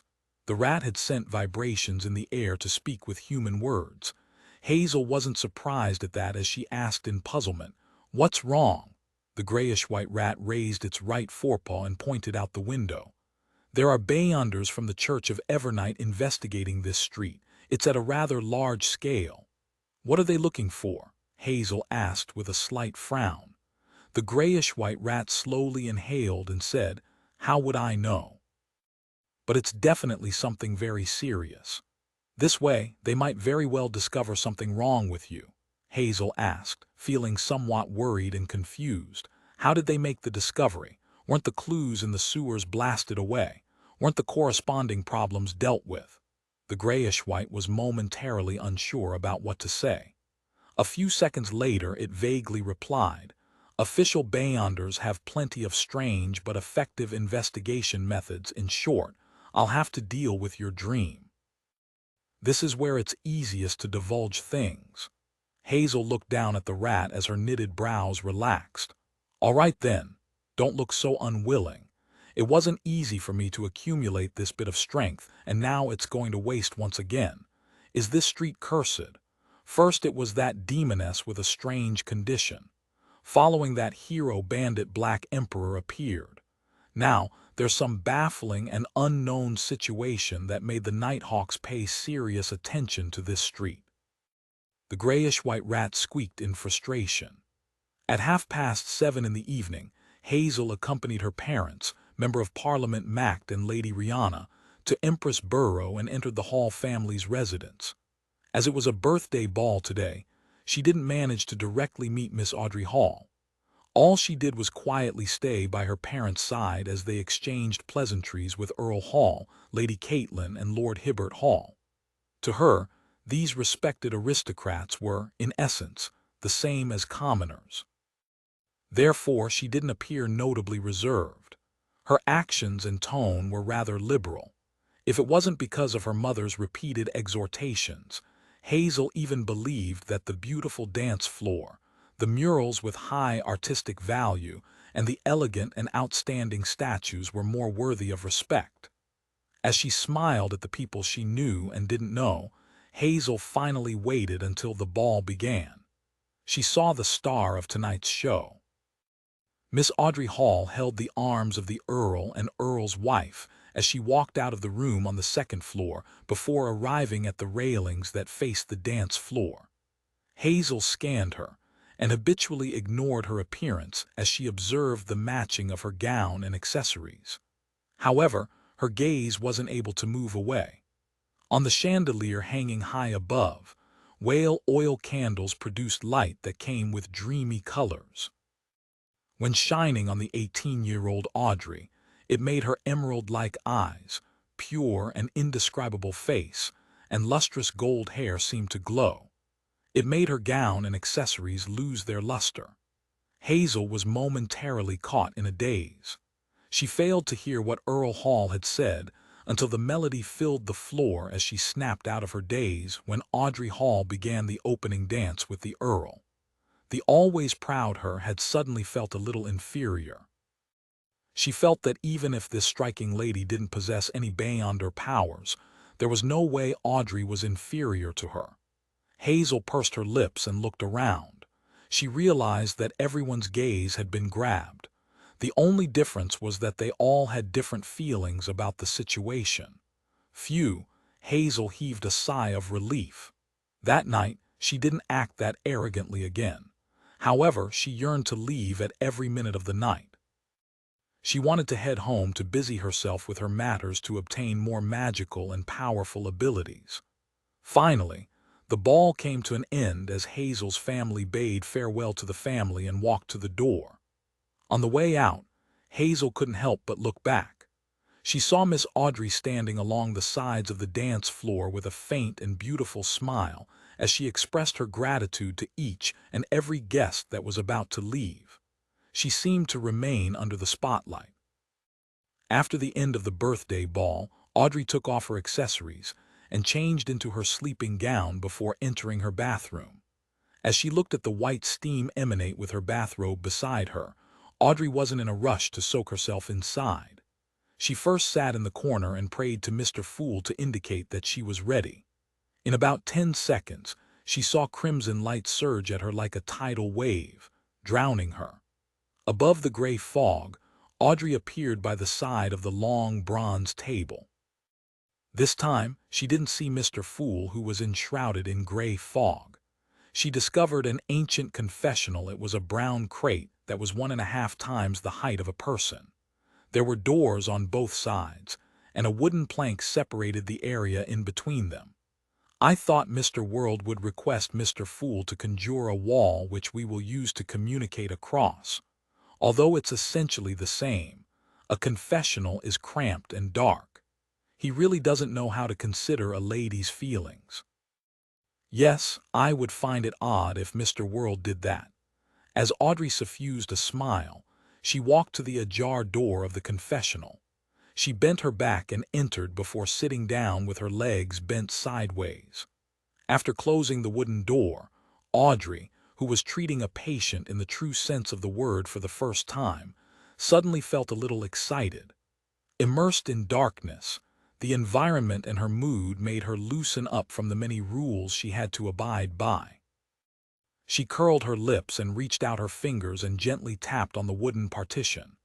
"Hello, Mr. World, are you there?" Sitting cross-legged opposite her, Klein was infected by Miss Justice's cheerful tone. His emotions relaxed as he said, "You may begin."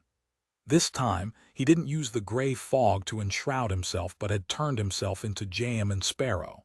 Indeed, Mr. World's mental state isn't too good. He's too tense and worried. Audrey sensed him first, and then used a psychiatrist's placate. A gentle, invisible wave emanated over as Klein instantly felt a cool, refreshing morning breeze blow at him during a hot summer day.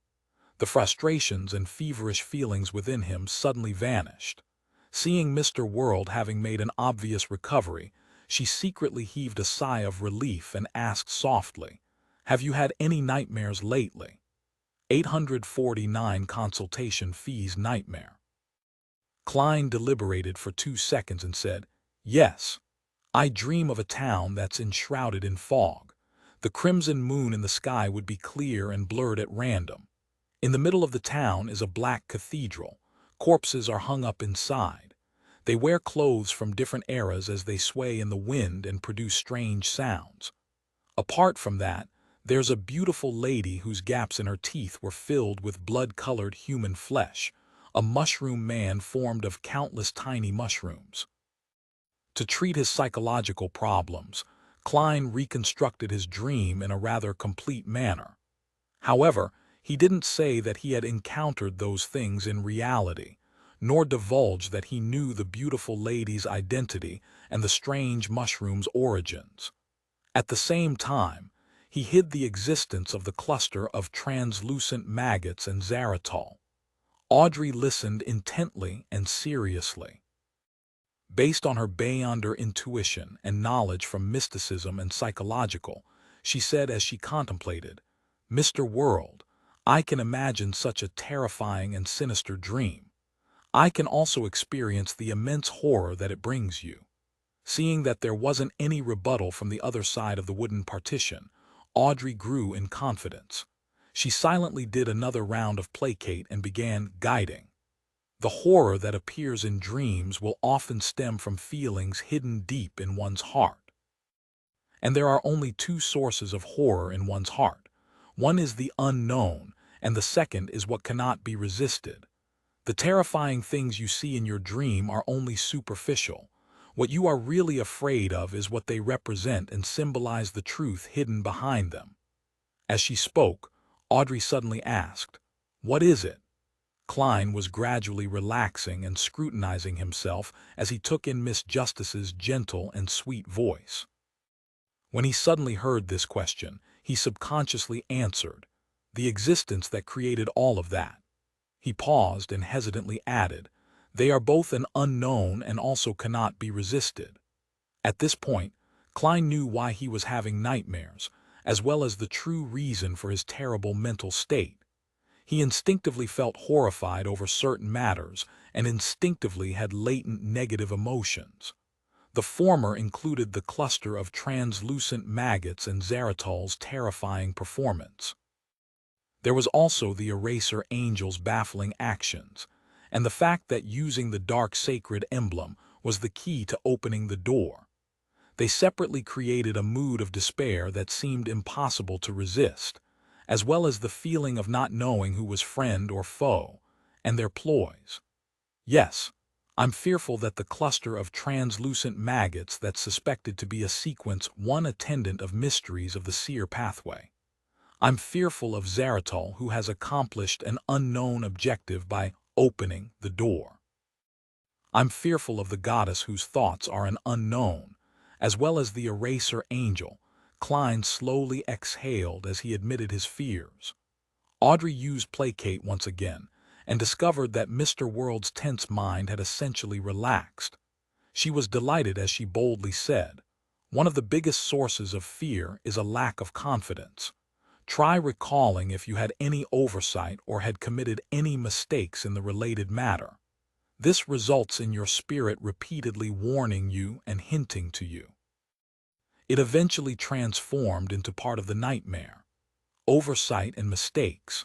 Warning from my spirit. Klein pondered over Miss Justice's words and seriously began organizing the details of the matters that resulted in his horror. Soon, his expression turned heavy bit by bit as he discovered a problem. I swore an oath with the goddess bearing witness via the holy sword. Although I hadn't become a clown, with the gray fog's powers yet to have entered the real world, preventing me from being noticed by special deities, demigods, and spirit world creatures. However, I couldn't fool fate, which would also be beyonders of the monster pathway, and the goddess has another title. She is the Empress of Misfortune and Horror. She wields control over misfortune and is one of the deities in the domain of fate. Therefore, I was noticed from back then. Klein's heart sank bit by bit as the horror that stemmed from the unknown was greatly alleviated. He didn't reply, nor did he wait for Miss Justice to speak again. He switched to asking, "If you will face one or even many difficult-to-challenge enemies, what would you do?" Audrey wasn't annoyed by her patient's question. Instead, she felt that it was a good sign. After some deliberation, she said, "First avoid them and hide. Try harder to improve yourself." What if the time won from avoiding and hiding isn't enough to make you grow to a level that is sufficient enough to face your enemies? Klein pressed. What if the gap between the two is difficult to bridge? Audrey answered him seriously while also consoling him. Find enough helpers. Helpers. Names suddenly flashed across Klein's mind as his heart felt a lot more settled. He then continued asking, what if the enemies cannot be resisted even with helpers? What if there are helpers who are plotting something that might be beneficial to you, but they might also bring you harm? Audrey drew a blank, and after a few seconds of thought, she replied, "You can pray to a deity." She nearly said to the world, "You can seek Mr. Fool's help." And from the question and answer session, Audrey was able to confirm a matter. The mental problems that Mr. World was suffering stemmed from powerful and terrifying enemies. But there was a worry that, at a deeper level, the helpers had unknown stances. Pray to a deity, Klein didn't dare to directly say. What if deities couldn't resolve it because the thoughts of deities are even harder to fathom? After all, this was the fool's kingdom and he was a blessed. He organized his words and said, deities can only provide help in certain areas. And what if that isn't enough? Audrey originally wanted to say that there was always a way and that good was bound to defeat evil, but she couldn't convince herself of it. She couldn't provide any relevant case studies, so eventually she pursed her lips and said, "I don't know." In the confessional, it was a still darkness. The two temporarily stopped speaking as they fell into their respective inner struggles. Finally, Audrey broke the silence and looked at the wooden partition. "Regardless, something needs to be done. Work hard at it. You can't just give up like that and not put up a fight. That's right, at the very least. I still have many secrets and things to rely on. Klein closed his eyes as he leaned on the wooden plank. His thoughts slowly rewound from the most recent events as he was no longer constantly tense and often frustrated. Audrey sensed his change and immediately added a placate. With that, Klein's mental condition was completely restored back to normal. I feel much better. Thank you for your treatment. What kind of consultation fee do you want? Klein offered. Actually, I should be the one thanking you for providing me an opportunity to handle a case. Audrey didn't really wish to collect any fees as she looked at the wooden partition in the darkness.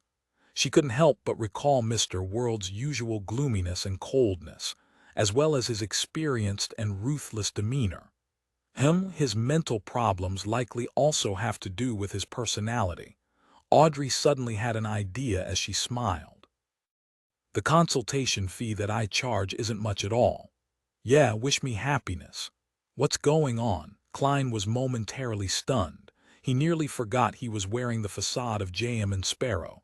This was a request he had never heard of before. Klein hesitated for a moment. Finally, he pretended to coldly say with the world's identity, "Since you requested, I wish you happiness." Audrey's smile turned into a beaming smile. I wish you happiness too. Mr. World, don't always keep everything inside. Smile more and be happier. It can eliminate most of the latent problems. All right, your mental problems have been resolved, but you will need a follow-up appointment in a few days or by next week. Klein was at a loss for an answer as he tersely acknowledged in affirmation. Then, he heard the door on the other side creak open. With the fool's angle, he saw Miss Justice retreat from the confessional and straighten her body. After sending her to the real world, Klein didn't dare stay above the gray fog for too long. He quickly left and got into bed. At that moment, his mental condition had been restored. With his body and mind at ease, he realized something. He had digested quite a bit of his marionettist potion. The progress had surpassed his expectations. This is because I relied on my marionette to fool a demigod, Panatia, and orchestrated her and Mr. A to complete my planned outperformance at the foggy town. Therefore, apart from trying to hide behind the shadows, and let every marionette have their own persona to make it more realistic, the marionettist principles include: use one's marionette as a guide to control the enemy to play the role of a puppet. Klein thought as he muttered inwardly in thought. He believed that he could digest the potion before the end of the year.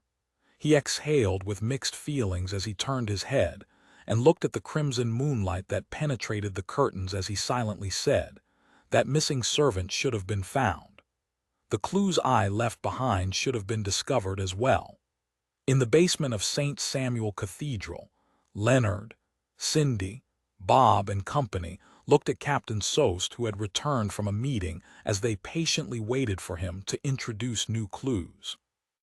Sost drank a mouthful of aromatic coffee and said, "The missing servant has been found, and in the room he was left in, there were some clothes left behind by the infiltrator. It has been confirmed that it belongs to the crazy adventurer J.M. and Sparrow, who had previously been active at sea." Why did it involve another crazy adventurer? Leonard was somewhat puzzled as he directly asked, "When did he come to Backlund?" No one knows. The only thing that can be confirmed is that this crazy adventurer had appeared at sea in the recent few weeks and had hunted a few pirates, so said in an unhurried tone. The Church of Storms knows more. Me9 also seems to know quite a bit. The higher-ups will send people to liaise with them. Just as Sost finished his briefing, a telegram was sent over. It came from the Nighthawks in Daisy.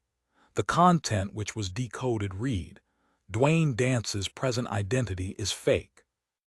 In the past 10 years he spent in the southern continent, he had relied on adventuring to amass a significant amount of wealth.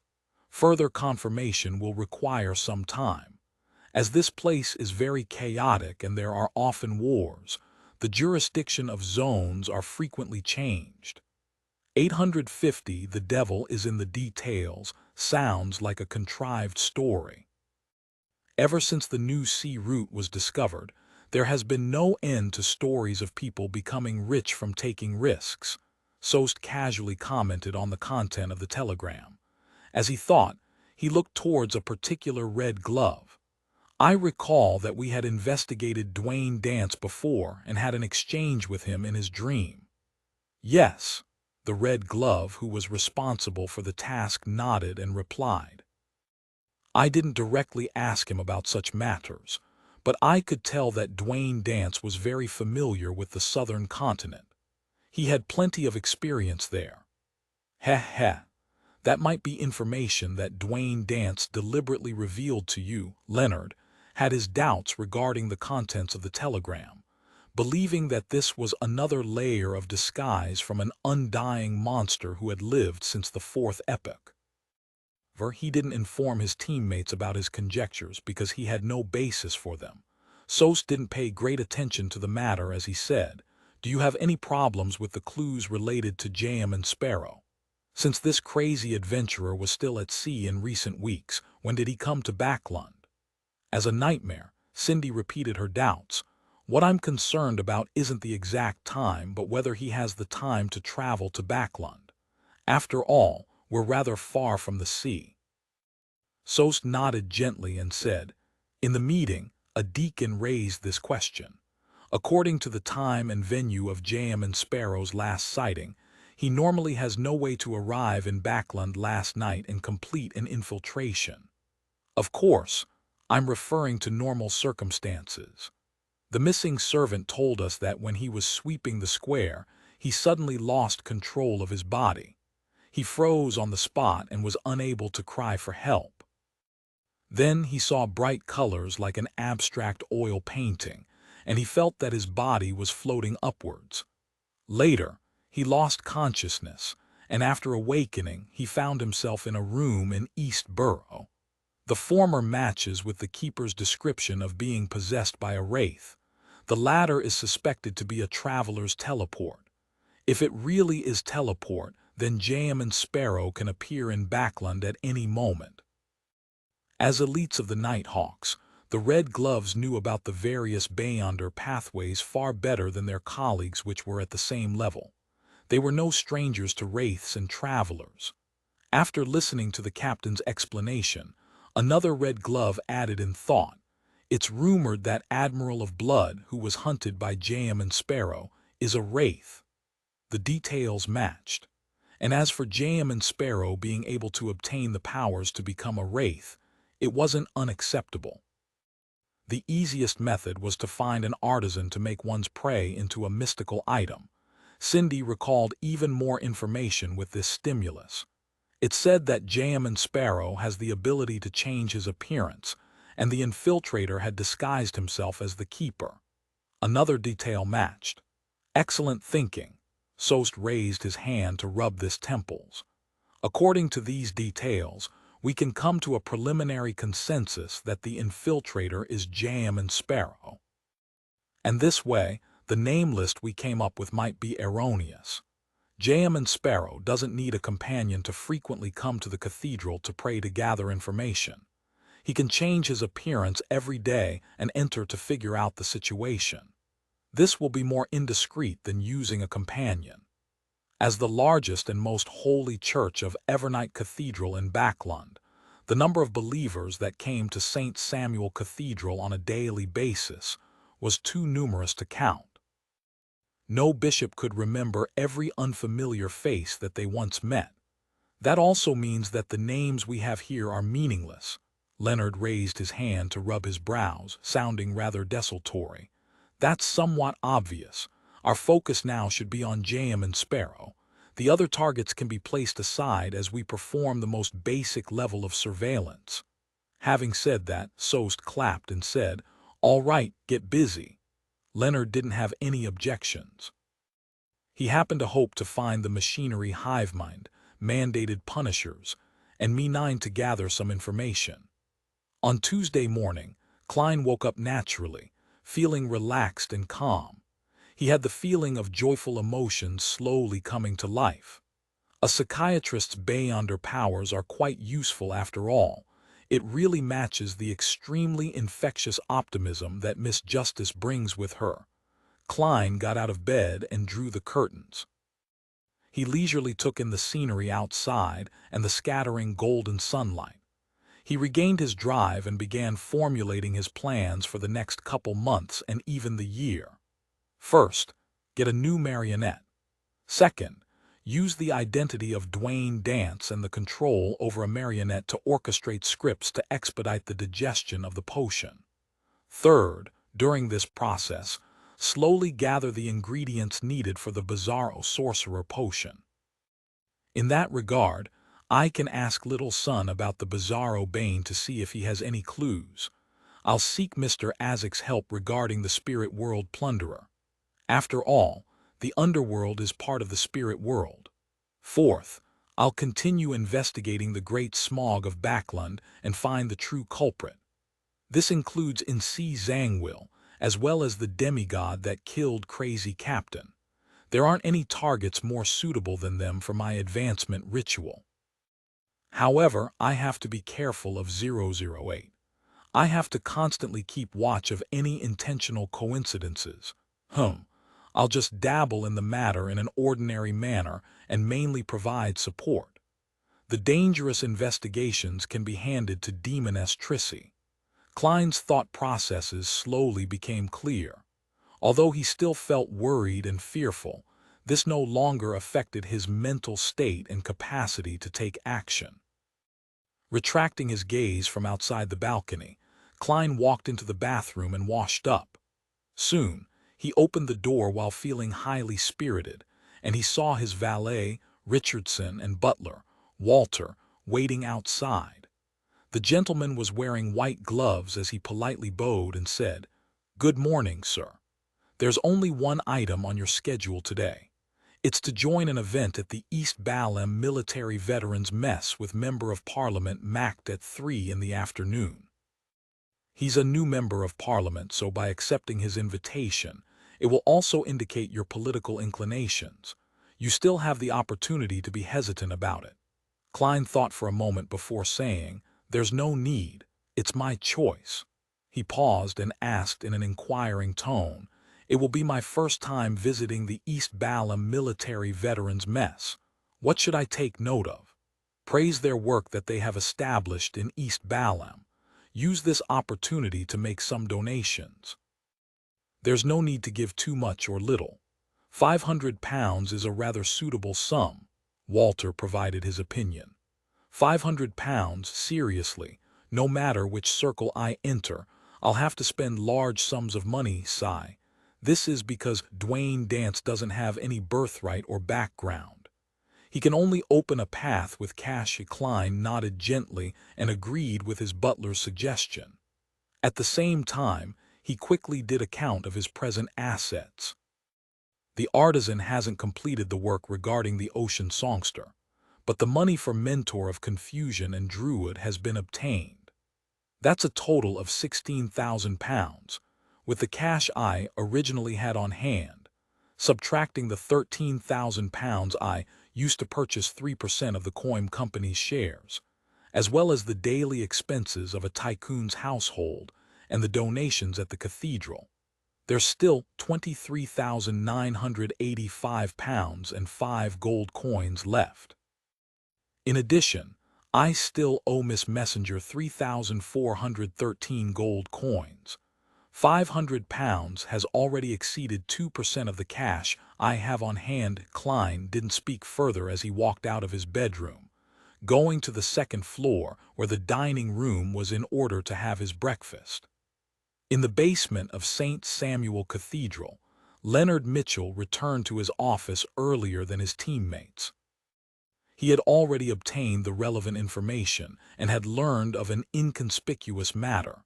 Prince Edisac, who passed away in the great smog of Backland, had once hired a private detective to investigate the death of equestrian teacher Talem Dumont, and that private detective's name was Sherlock Moriarty. As expected, there are hints of him being involved with the great smog of Backland. Leonard was delighted as he excitedly ruffled his hair. Following that, he pounded down at the documents on his desk with his fist, planning to seek out even more clues. However, he suddenly fell silent for about 8 seconds before raising his cup in embarrassment and drank a mouthful of coffee. He mumbled inwardly, "What did I want to do?" I forgot about it after the pounding. After some careful recall, Leonard finally recalled what it was. He pulled out his drawer and took out a deck of tarot cards. Then he found the Fool card and placed it on a piece of paper. On it, he wrote 3 names: Sherlock Moriarty, J.M. Sparrow, Dwayne Dance. After some hesitation, Leonard drew a line linking the 3 names to the Fool card, indicating that they might very well be members of a secret organization that believed in the Fool. Among them, he was most unsure of J.M. Sparrow's identity as he wrote a question mark. Later, Leonard took out the Emperor card and stuck it beside the name, Sherlock Moriarty. He labeled it suspected to be. J.M. Sparrow and Dwayne Dance each correspond to a card. Leonard muttered silently. He took out the crazy adventurer's records and began reading them seriously. Suddenly, he found a date very familiar. Early January. J.M. Sparrow's first appearance was in early January. No way, Leonard drew a gasp as he flipped through another set of documents. At the end of it were the words, "At the end of December, Sherlock Moriarty left Backland and headed south for a vacation. He has yet to return. End of December, early January, Backland. Pritz Harbor, J.M. Sparrow can change his appearance, no way." Leonard mumbled inwardly as he drew a dotted equality sign between Sherlock Moriarty and J.M. Sparrow. This great detective is the key. Leonard found Sherlock Moriarty's portrait that he had drawn via a ritual as he carefully looked at it. After considering the point that looks could be changed, he began imagining the detective in different disguises. As he did it, Leonard's gaze froze bit by bit as he couldn't help but frown.